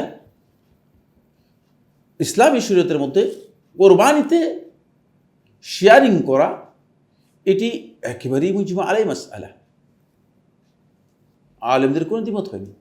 কারণ যেহেতু নস রয়েছে জাবের ইবনে আব্দুল্লাহ থেকে। এখন আপনি সালাফদের মানহাজ থেকে সরে নিজের মন গড়া একটা বক্তব্য তৈরি করে আনছেন, সালাফদের থেকে নিজের বক্তব্য নিয়ে আসছেন, তখন আপনি একটা খেলাফ মাজমুম নিন্দিত একটা খেলাফ তৈরি করেছেন। খেলাফ যেটা হচ্ছে না, কোরবানির মধ্যে 7 জন কোরবানি করা জায়েজ নেই। আপনাকে আগে যেতে পিছনের দিকে যেতে হবে, তো পিছন দিকে বুঝতে হবে। না বুঝলে কথা বললে চলবে, না বুঝে কথা বললে চলবে। কারণ সালাফদের আমল কী ছিল সেটা আপনি যদি না জানেন, তাহলে আপনি এই ধরনের একটা নিন্দিত নিকৃষ্টতম খেলাফের দিকে চলে যাবেন। এগুলো তাফাররুকের কারণ, মুসলিম উম্মার বিভিন্ন গ্রুপিংয়ের কারণ হচ্ছে এগুলো। কোরআন এবং হাদিসের ব্যাপারে নিজেদের মন গড়া বক্তব্য দিয়ে এর কারণ হচ্ছে এই ইখতিলাফের দিকে চলে যায়। ফলে ইখতিলাফ, তখন যত ইখতিলাফ আসবে সবগুলো নিকৃষ্টতম ইখতিলাফ আসবে, যেগুলো সালাফদের সাথে মিল নেই। ফলে একদল আরেক দলকে নিন্দা করবে, খণ্ডন করবে, অহেতুক বিতর্ক করবে, কিন্তু কিছু লাভ হবে না। ফেরকাবন্দি হলো। ইখতিলাফ ছিল, খুব ভালো করে খেয়াল করুন, সাহাবায়ে কেরামদের মধ্যে ইখতিলাফ ছিল কি ছিল না? আপনার কি মনে করেন? হ্যাঁ, ছিল। মানে সাহাবায়ে কেরামদের মধ্যেও ইজতিহাদের মধ্যে ইখতিলাফ ছিল, কিন্তু সাহাবায়ে কেরামদের মধ্যে নিন্দা ছিল না, ইফতিরাকও ছিল না। দেখছেন, ইখতিলাফ ছিল, তাহলে বোঝা গেল যে ইখতিলাফটা মাজমুম ছিল না, নিন্দার কারণ ছিল না। যদি নিন্দার কারণ থাকতো তাহলে সেখানে নিন্দা তৈরি হতো, সেখানে ইফতিরাক তৈরি হতো। যায়েদ ইবনে সাবিত রাদিয়াল্লাহু তাআলা আনহু, খুব ভালো করে খেয়াল করুন, ফারাইজের মাসআলার মধ্যে সমস্ত সাহাবীর খেলাফ করেছেন 6টি মাসআলায়। ওমরুল খাত্তাব রাদিয়াল্লাহু তাআলা ফারাইজের মাসআলার মধ্যে 4টি মাসআলায় সমস্ত সাহাবীর খেলাফ করেছেন।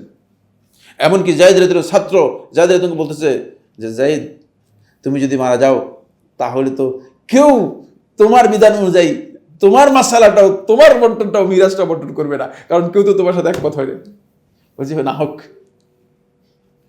এই ইখতিলাফ ছিল, এই ইখতিলাফ ছিল। কিন্তু ইখতিলাফ থাকা সত্ত্বেও, খুব ভালো করে খেয়াল করুন, ইখতিলাফ থাকা সত্ত্বেও সাহাবায়ে কেরামদের মধ্যে কোনো ফিরকাবন্দি ছিল কিনা, গ্রুপিং ছিল কিনা? যেহেতু পরিচ্ছন্ন অন্তরের ইখতিলাফ, ওদের না এখানে নিন্দার বিষয় ছিল না। কারণ কোরআন এবং হাদিসের উপর নির্ভর করে তারা বিষয়গুলো বোঝার চেষ্টা করেছেন এই বিষয়ের কারণে। কিন্তু আমাদের মধ্যে পুরো উল্টা, এটা ঝগড়ার বিষয় মানে হয়ে দাঁড়িয়েছে, ঝগড়া বিবাদের বিষয়। এমনকি কোথাও তো মারামারি, দস্তুর মতো গায়ের উপর চলে আসতেছে একটা অবস্থা। এর কারণ হচ্ছে একটাই, সেটা হলো আমরা মানে অতিরিক্ত করে ফেলেছি। ইখতিলাফ করতে গিয়ে নফল নিয়ে ইখতিলাফ করতেছেন। হ্যাঁ, নফল নামাজ নিয়ে ইখতিলাফ করতেছেন। নফল নামাজ আপনি 2 রাকাত করে পড়েন, আপনি নিষেধ করছে কে? অহেতুক এটা নিয়ে কেন ঝগড়া করে মানুষদের মধ্যে একটা এটা মাজমুম, খেলাফ মাজমুম, খুবই নিন্দনীয় একটি মানে ইখতিলাফ, খুবই নিন্দনীয় একটা ইখতিলাফ। কাজা রাসূল সাল্লাল্লাহু আলাইহি ওয়াসাল্লাম স্পষ্ট করে গেছেন, রাসূলুল্লাহ সাল্লাল্লাহু আলাইহি ওয়াসাল্লামের কাউলি হাদিস রয়েছে, স্পষ্ট হাদিস রয়েছে। সুতরাং যেখানে নিন্দা আছে সেখানে কোনো অবস্থাতেই আমাদের উচিত নয় সেদিকে যাওয়া। 4 নম্বর খুবই গুরুত্বপূর্ণ বিষয়, যদি আমরা সালাফদের মানহাজকে এড়িয়ে চলি, সালাফদের ফাহামকে এড়িয়ে চলি, তাহলে ইউআদ্দি যালিকা ইলা ইজাদি মাযহাবিন আও কওলিন জাদিদ, নতুন মাযহাব তৈরি করতে হবে, নতুন বক্তব্য দিবেন দিনের ব্যাপারে। আগে সালাফদের কাছে ছিল না, সালাফদের কাছ থেকে আসে না, এই ধরনের বক্তব্য নতুন শুরু হয়েছে। একজন আমার কাছে আসরের নামাজ আগে পড়ে নেবেন, তারপরে আসরের নামাজ মসজিদে গিয়ে এটা কি কয় জানি, মসজিদে যারা নামাজ পড়ে তাদের সাথে পড়বেন। ভুল মাসআলা দিচ্ছেন ভাই, আসর নামাজের পরে আবার নফল নামাজ যায় আছে কিনা, তো আপনি কোথা থেকে বুঝতে দিলেন? আপনি নিজে মাসআলা তৈরি করেছেন কিন্তু বুঝেন নেই, মাসআলা তৈরি করেছেন বুঝেন নেই। আর আসরের সালাতের ওয়াক্তের ব্যাপারে রাসূলুল্লাহ বলেছেন স্পষ্ট করে যে ওয়াক্ত হচ্ছে আসরের সালাতের কত পর্যন্ত, মালাম তাসফাররা শামসু, সূর্য বিবর্ণ হওয়ার আগ পর্যন্ত। সুতরাং যেহেতু ওয়াক্ত আছে সালাতের মধ্যে, আপনি কি কারণে সালাত জামাত তরক করবেন? কি কারণে আপনি সালাত তরক করবেন? একজন আমার বলছে আউয়াল ওয়াক্তে সালাত আদায় করার জন্য। আমি বলছি আউয়াল ওয়াক্তে আর কোন কোন সালাত পড়ছেন? মাগরিবের নামাজ ছাড়া আর কোনো সালাতে তো আউয়াল ওয়াক্তে আযানই হয় না মিয়া, ঠিক না? আযানই তো হয় না আর কোন সালাতের। আউয়াল ওয়াক্তের কথা যে বলছেন, আউয়াল ওয়াক্তে তো আযানই তো দিচ্ছেন না। মাগরিবের নামাজ ছাড়া আউয়াল ওয়াক্তে আপনি আযানই তো দিচ্ছেন না। কেন? তাহলে আপনি কি বুঝলেন? এই যে এগুলো প্রবৃত্তির অনুসরণ, সালাফদের ফাহাম থেকে দূরে সরে গিয়ে আমরা আমাদের প্রবৃত্তির অনুসরণ করতেছি। আপনি আযান দিচ্ছেন কয়টা বাজে? জোহরের আযানটা কয়টা বাজে দিচ্ছেন? জোহরের ওয়াক্ত হয় কয়টা বাজে? খুব ভালো করে খেয়াল করুন। তো তাহলে আপনি আযান দিচ্ছেন কয়টা বাজে? কেন? এরকম এরকম কেন আযান?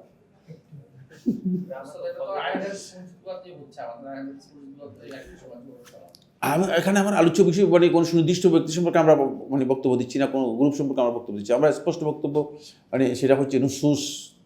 মানে এখানে আপনি খুব ভালো করে খেয়াল করুন, তাহলে মুহদাস, নতুন আবিষ্কার, নতুন কাউল, নতুন মাযহাব তৈরি করতে হবে। এবং তাই হচ্ছে। এখন দেখি যে অনেক আলেম আছে যে নিজের মাযহাব তৈরি করে দিয়েছে। আমার একজন বলতেছে, সাইফুল্লাহ ভাই, মানে আগে তো মানুষ মানে বলতো যে চার মাযহাবের ইমামের বক্তব্য, এখন দেখছি চার আলেমের মানে ইমামের বক্তব্য দেখতেছি, অমুক অমুক কি বলছে সেটা বলেন।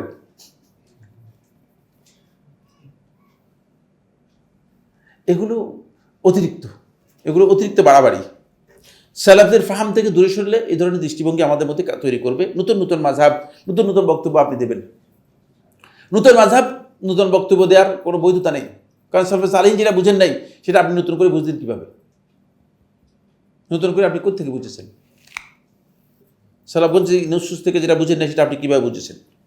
আসেন 5 নম্বর পয়েন্ট হচ্ছে, তাহলে আপনি যদি সালাফদের ফাহাম থেকে নিজেকে দূরে সরে নেন, সুউদ্দান নবী সালাফ হাইসুলাম ইয়াফাহু নুসুসা কামা হুয়াল মাতলুব, সালাফদের ব্যাপারে আপনার কুধারণা, খারাপ ধারণা তৈরি হবে যে আপনি মনে করুন যে যেভাবে নুসুস বুঝা দরকার ছিল সালাফরা এটা বুঝে নাই, সালাফরা সেভাবে বুঝে নেই, আমি ভালো বুঝেছি।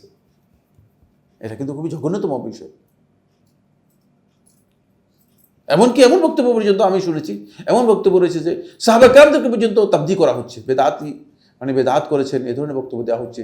এগুলো কত চরম পর্যায়ের জাহিলের বক্তব্য হতে পারে, কত চরম পর্যায়ের জাহিলের বক্তব্য হতে পারে। দিন জানতে হবে। আমি বলছি সাহাবা কেরামদের জাহালাতের ব্যাপারে প্রশ্ন করা জায়েজ নেই। সাহাবা কেরাম নাম উল্লেখ করা হলে প্রশ্ন করতে পারবেন না, এদের আদালত এমনভাবে সাব্যস্ত হয়েছে। তাদের ব্যাপারে আল্লাহ তাআলা বলে দিচ্ছেন আ'আদ্দালাহুম জান্নাতিন তাজরি তাহতাল আনহার, তাদের জন্য আল্লাহ তাআলা বিশেষ জান্নাত তৈরি করে রেখেছেন যেগুলো তলদেশ থেকে নহরসমূহ প্রবাহিত।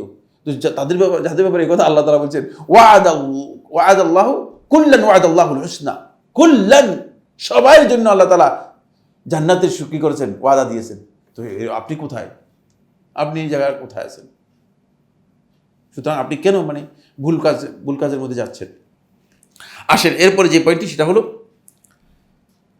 যদি আপনি সালাফদের ফাহাম থেকে দূরে সরে আসেন তাহলে আপনি কি করবেন? সেটা হলো তাফনীদ তরিকাতিস সালাফ তারজিহ তরিকাতিল খালাফ। সালাফদের যে তরিকা, এই তরিকাকে আপনি দুর্বল করার চেষ্টা করবেন, এটাকে প্রতিহত করার চেষ্টা করবেন, এটাকে খণ্ডন করার চেষ্টা করবেন, আর সালাফদের বিপরীতে খালাফদের তরিকাটাকে তারজিহ দিবেন। সে অনেক আছে খালাফদের তরিকা সেটা তারজিহ দিচ্ছে, মানে পরবর্তী মানে আলেমের বক্তব্য তারজিহ, আর আপনি আশ্চর্য হবেন অনেক পরের বক্তব্য এনে বুঝলেন না সেটাকে তারজিহ দিচ্ছেন। কত সালে এই বক্তব্য চালু হয়েছে সেটাও জানেন না হয়তো। বিভিন্ন মাসালা ব্যাপারে আমি মানে সরাসরি করে বলে দিচ্ছি না ওই মাসালা কিন্তু ভুল আছে, এটা জানতে হবে। এবং এই কারণে হয়েছে যেহেতু সালাফদের ফাহাম থেকে দূরে সরে আসছে, সালাফদের বুঝ থেকে দূরে সরে আছে। এরপরে 7 নম্বর পয়েন্ট হচ্ছে যে সেটা হলো ইয়ানকুসু তাযীম ওয়া হুরমাত ইত্তিবা'ইস সালাফ, সালাফদের অনুসরণের এবং শ্রেষ্ঠত্বের, তাদেরকে সম্মান দেখানোর, মর্যাদা দেখানোর যেই হুরমতের ব্যাপারে আমরা মানে কি করব, ঘাটতি করব, আমাদের কাছে কমে যাবে, তাদের মর্যাদাটা আমাদের কাছে কমে যাবে। একদল তো বলতেছে সাহাবা কেরামদের কথা বলতেছেন, প্রশ্নই আসে না তারা কি আসলে ওহী আসছে তাদের কাছে, কেন বলতেছেন আপনি? এটা তাকলিদ। আমরা তো কোরআন হাদিস থেকে সরাসরি জ্ঞান নেই। এখানে দেখেন এই কথাটা, এখানে লেখক এটা এই বিষয়টাকে এখানে উল্লেখ করেছেন। আমি আপনাদের একটা পড়ে শুনি, এই সময়ের কারণে আমি হয়তো সামনে যেতে পারবো না। এটা খুবই গুরুত্বপূর্ণ বিষয়। ওয়াকাদ জাআ ফিল হাদিস, হাদিসের মধ্যে এইভাবে এসেছে, আন্নাহু মিন আলামাতিস সাআতি, আলামাতুস সাআ, কিয়ামতের আলামতের মধ্যে একটি হচ্ছে আন ইয়াজহারা মান ইয়াসুব্বুস সালাফ, এমন একদল লোক বেরিয়ে আসবে যারা সালফে সালিহিন থেকে গালিগালাজ করবে, সালফে সালিহিন সম্পর্কে মন্তব্য করবে, কথা বলবে, বের হয়ে এসে। খেলাফত মুলুকিয়ত এই বই লিখেছেন মাওলানা মওদুদী রহমতুল্লাহ আলাইহি। এখানে সাহাবায়ে কেরামদের প্রচুর সাহাবীকে তিনি একেবারেই তানকিদ করেছেন কঠিন ভাষায়। হয়তো তার অজ্ঞতা হইতে পারে অথবা ইনফরমেশন গ্যাপ হতে পারে, আল্লাহ তাআলা তার বিষয়ে ভালোই জানেন। কিন্তু এই ধরনের প্রচুর বই এখন বের হচ্ছে যে বইগুলোর মধ্যে সাহাবায়ে কেরাম থেকে গালিগালাজ করা হচ্ছে, সাহাবায়ে কেরামদের সম্পর্কে কুমন্তব্য করা হচ্ছে। ওয়াল আন আখিরু হাযিহিল উম্মাহ আউয়ালাহা, এবং এই উম্মতের যারা শেষের দিকে আসছে এরা প্রথম যুগের সময়দেরকে লানত করবে, বলে যে এরা ঠিক ছিল না। এর কারণ কি? কারণ হচ্ছে তাদের এখানে একটাই শোভা, ওয়ালাইসা লাহুম শুবাহুন ফি যালিকা ইল্লা আন্নাহুম ইয়াকুলুন, তাদের এখানে সন্দেহ সংশয় কিছুই না, একমাত্র এই কথা তারা এই দাবি করে, ইন্নাল আখযা বিহাদিস সালাফ তাকলিদ, কারণ সাহাবীদের কথা শুনবো, অমুকের কথা শুনবো, তমুকের কথা কেন, এটা তাকলিদ। ওয়া নাহনু মা'মুরুনা বিল কিতাব ওয়াস সুন্নাহ, আমাদেরকে কিতাব এবং সুন্নাহ অনুসরণ করতে বলা হয়েছে, আমরা তাকলিদ করতে বলা হয় নাই। ওয়া মানহিউন আনি তাকলিদ, তাকলিদ থেকে আমাদের নিষেধ করা হয়েছে। সুতরাং আমরা এদের কথা শুনবো কেন, সাহাবীদের কথা শুনবো কেন? কিন্তু আপনাকে জানতে হবে যে সাহাবায়ে কেরামদের মাধ্যমে দিন পাওয়া গেছে। সুতরাং সাহাবায়ে কেরামদেরকে যদি আপনি অনুসরণ বাদ দেন, এটাকে তাকলিদ বলে। কিতাব এবং সুন্নাহ থেকে আপনি যদি সরাসরি জ্ঞান নিতে চেষ্টা করেন, আপনার এই জ্ঞানটা শুদ্ধ হবে না। এই জ্ঞানটা কী হবে না? শুদ্ধ হবে না। কারণ তাকলিদের মধ্যে সব তাকলিদ নিন্দিত নয়, কারণ যেখানে অনুসরণের কথা রয়েছে সেটা নিন্দিত নয়, যাদেরকে অনুসরণ করতে বলা হয়েছে সেটা কি নয়, নিন্দার কারণ নয়। এখানে আর সামনের দিকে যাচ্ছি, একটু দ্রুত যেতে হবে। 8 নম্বর পয়েন্ট। এবার যদি আপনি সালাফদের ফাহাম থেকে আপনি নিজেকে বিচ্ছিন্ন করে নেন, তাহলে আপনি অবশ্যই দ্বীনের ব্যাপারে বেদাতের রাস্তা উন্মুক্ত করে দিবেন। সবাই যার যেমন একটা বক্তব্য দিয়ে মানে দ্বীনের মধ্যে নতুন নতুন জিনিস আবিষ্কার করে দেবে, এটার মাধ্যমে আসলে দিনটা ক্লোজ করে রাখা হয়েছে। বুঝতে পেরেছেন কিনা? দিনের মধ্যে আর নতুন কথা নেই, তো কথা সব পুরাণ হয়ে গেছে। এখন যা বলবেন পুরাণগুলো বলতে হবে। কিন্তু যদি আপনি এটাকে বাদ দেন, এটা বাদ দিলেই, যখন আপনি সালাফদের ফাহামটাকে বাদ দিবেন, সালাফদের বুঝ থেকে বাদ দিবেন, তাহলে দ্বীনের মধ্যে আপনি এবার বেদাতের যত রাস্তা আছে সবটাকে ওপেন করে দিয়েছেন, সবটাকে ওপেন করে। একজন গবেষণা করেছে, গবেষণা করে অনেকটা 50টা হাদিস বের করেছে, যেখান থেকে তিনি প্রমাণ করতে চেয়েছেন যে মানে বেদাত করা যে মানে ইসলামী শরীয়তের মধ্যে এটা উত্তম কাজ।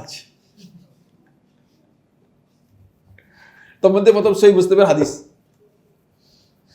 মান সান্না ফিল ইসলামে সুন্নাতান হাসানাতান, যে ইসলামের মধ্যে একটা সুন্নত চালু করলো, নতুন সুন্নত।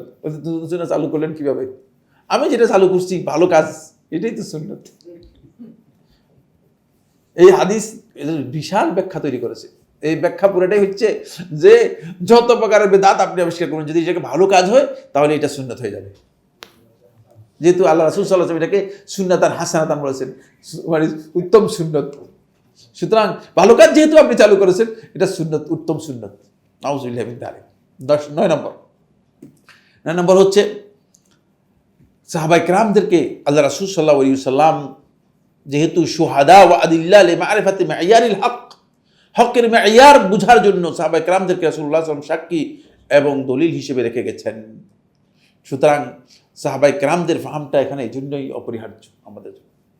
এখানে একটি মাসআলা আলোচনা করব, সেটা হচ্ছে একটা হচ্ছে মেয়ারুল হক, আর হচ্ছে মারিফাত মেয়ারিল হক অথবা দলিল মেয়ারিল হক। সাহাবায়ে কেরাম হচ্ছে দলিল মেয়ারুল হক, মেয়ারুল হকের দলিল। মেয়ারুল হক মাসআলাটি মূলত আবিষ্কার করেছে একেবারেই পরবর্তী সময়ের লোক। আপনারা জানেন, হয়তো অনেকে জানেন না, মানে আমি আর ইন ডিটেলসে গেলাম না। কিন্তু ইদানিং এটা নিয়ে এক বিশাল ধরনের ঝগড়া বিবাদ তৈরি হয়েছে। কোরআন এবং হাদিস আর রাসূলুল্লাহ সাল্লাল্লাহু আলাইহি ওয়াসাল্লাম হচ্ছে মেয়ারুল হক, এটা হচ্ছে হকের মানদণ্ড। কিন্তু কোরআন এবং হাদিস হকের মানদণ্ডটাকে আপনি এর জন্য দলিল হচ্ছে সাহাবায়ে কেরামগণ। অবশ্যই সাহাবায়ে কেরামদেরকে আমাদেরকে কাছে লাগে। এই জন্য সাহাবায়ে কেরামদের কোনোভাবেই সমালোচনা করা, কোনোভাবেই তানকিদ করা, কোনোভাবেই সাহাবায়ে কেরামদের সম্মান অথবা মর্যাদা হানি করা, এটি ইসলামী শরীয়তে একেবারেই মুহাররাম, নিষিদ্ধ বিষয়। এবং সাহাবায়ে কেরামদের বিবাদমান বিষয় আহলুস সুন্নাত ওয়াল জামাত এই কারণেই সরাসরি বক্তব্য দিয়ে গেছেন, ওলামায়ে কেরাম বক্তব্য দিয়ে গেছেন যে তাদের মধ্যে বিবাদমান বিষয়ের ব্যাপারে আমাদের উপর ওয়াজিব হচ্ছে আমাদের মুখকে কি করবেন, বন্ধ রাখবেন। আল্লাহ তাআলা আমাদেরকে মুখ বন্ধ রাখার জন্য যেটা বলেছেন, কারণ তাদের ব্যাপারে কথা বলে আমি নিজে ক্ষতিগ্রস্ত হওয়ার কোনো দরকার নেই, আমি নিজে ক্ষতিগ্রস্ত হওয়ার কোনো দরকার নেই, মুখকে বন্ধ রাখবেন। এরপরে 10 নম্বর হচ্ছে এই কাজটাই যদি আপনি সালাফদের বুঝ থেকে দূরে সরে আসেন তাহলে এটা মুসিলুন লিতারিকিদ দালাল, বিভ্রান্তির পথে পৌঁছে দেবে। এই দাবিতে যে আমি কোরআন এবং হাদিস থেকে সরাসরি জ্ঞান নিতে চাই, কোরআন হাদিস থেকে সরাসরি জ্ঞান নিতে চাই, এই বক্তব্য আহলুস সুন্নাত ওয়াল জামাতের বক্তব্য নয়। কারণ আহলুস সুন্নাত ওয়াল জামাত কোরআন এবং হাদিস থেকে জ্ঞান নেন আলা ফাহমিস সালাফ, সালাফদের ফাহমের ভিত্তিতে। সুতরাং এই বক্তব্য যদি কেউ দেন যে কোরআন হাদিসের সরাসরি জ্ঞান নিব, তাহলে তিনি মন গড়া অনেক কথা বলবেন। এবং এই কারণেই আসলে অনেকে মন গড়া কথা বলতেছেন, তার এটা গলদ, বিশাল গলদ। এই কারণেই অনেকে কথা বলতেছেন। ফলে 11 নম্বর হচ্ছে নুসুসুল কোরআন ও সুন্নাহ, সুন্নাহ এবং কোরআনের যে নুসুসগুলো আছে এগুলোকে আপনি যেই জায়গায় প্রয়োগ নয় সেই জায়গায় প্রয়োগ করে দিবেন। যেটা খারেজিরা করেছে বা অন্যরা করেছে সেই জায়গায় আপনি কি করবেন, এটাকে প্রয়োগ করে দিবেন। ফলে এখান থেকে আমরা বুঝতে পেরেছি যে এই কায়দাটি এই যে চতুর্থ যে মূলনীতি, এটি অত্যন্ত গুরুত্বপূর্ণ বিষয়। সেটা হলো কোরআন হাদিস বোঝার জন্য সাহাবায়ে কেরামদের বুঝটাকে আমাদেরকে অগ্রাধিকার দিতে হবে এবং সেই বুঝের আলোকে মূলত কোরআন এবং হাদিস বুঝার জন্য আমাদেরকে চেষ্টা করতে হবে। যদি আমরা সাহাবায়ে কেরামদের বুঝের আলোকে কোরআন এবং হাদিস বুঝতে না পারি, তাহলে আমরা কোরআন এবং হাদিসের ব্যাপারে আমাদের মন গড়া বুঝের দিকে চলে যাব, প্রবৃত্তির দিকে চলে যাব। আল্লাহ সুবহানাহু ওয়া তাআলা আমাদের সবাইকে এই বিষয়গুলো বোঝার তৌফিক দান করুন। এবং সালাফদের মানহাজের ক্ষেত্রে এটা অত্যন্ত গুরুত্বপূর্ণ বিষয়, কোনো সন্দেহ নেই। এই জন্যই সাহাবায়ে কেরামদের বুঝটাকে যারা অগ্রাধিকার দেয়নি তারা ফিরকাবন্দির দিকে চলে গিয়েছে। আর কিয়ামতের আগে একদল লোক রাসূলুল্লাহ সাল্লাল্লাহু আলাইহি ওয়াসাল্লাম ইঙ্গিত দিয়ে গেছেন যে যারা সালফে সালেহিনদের সাথে তাদের সম্পর্ক বিচ্ছিন্ন হয়ে যাবে এবং সালাফদেরকে তারা গালিগালাজ করবে। আর এখন কোথাও কোথাও দেখা যায় সালাফি আর লামাযহাবি নাম দিয়ে গালিগালাজি শুরু করে দিয়েছে। এটা দেখা যাচ্ছে যে ওই যে বললাম যে গালিগালাজ করবে, গালিগালাজ করছেন, কাকে গালিগালাজ করতেছেন? আমার গালিগালাজ করার কোনো অসুবিধা নেই। সালাফদের মানহাজ নিয়ে থুতু মারবে, সালাফদেরকে গালিগালাজ করবে, এই ধরনের ধৃষ্টতাপূর্ণ বক্তব্য যদি কেউ দিয়ে থাকে, তিনি আসলেই ইসলাম সম্পর্কে প্রকৃত জ্ঞান অর্জন করতে পারেনি। ইসলামের মূল যে ধারণা, সেই ধারণা অর্জন করতে সক্ষম হয়নি। ফলে এটা বড় ধরনের বিভ্রান্তির কারণ। হিদায়াতের সাথে ইক্তেদা এবং অনুসরণ অপরিহার্য একটি বিষয়, অনুসরণ একটা অপরিহার্য বিষয়। তো অনুসরণ যদি না থাকলো আর তাহলে আপনি নিজের মন গড়া চললেন, দ্বীনের ব্যাপারে আপনি মন গড়া চললে হেদায়েত লাভ করতে পারবেন না। এতটুকু পর্যন্ত। সুবহানাকাল্লাহুম্মা ওয়া বিহামদিকা আশহাদু আল্লা ইলাহা ইল্লা আনতা আস্তাগফিরুকা ওয়া আতুবু ইলাইক।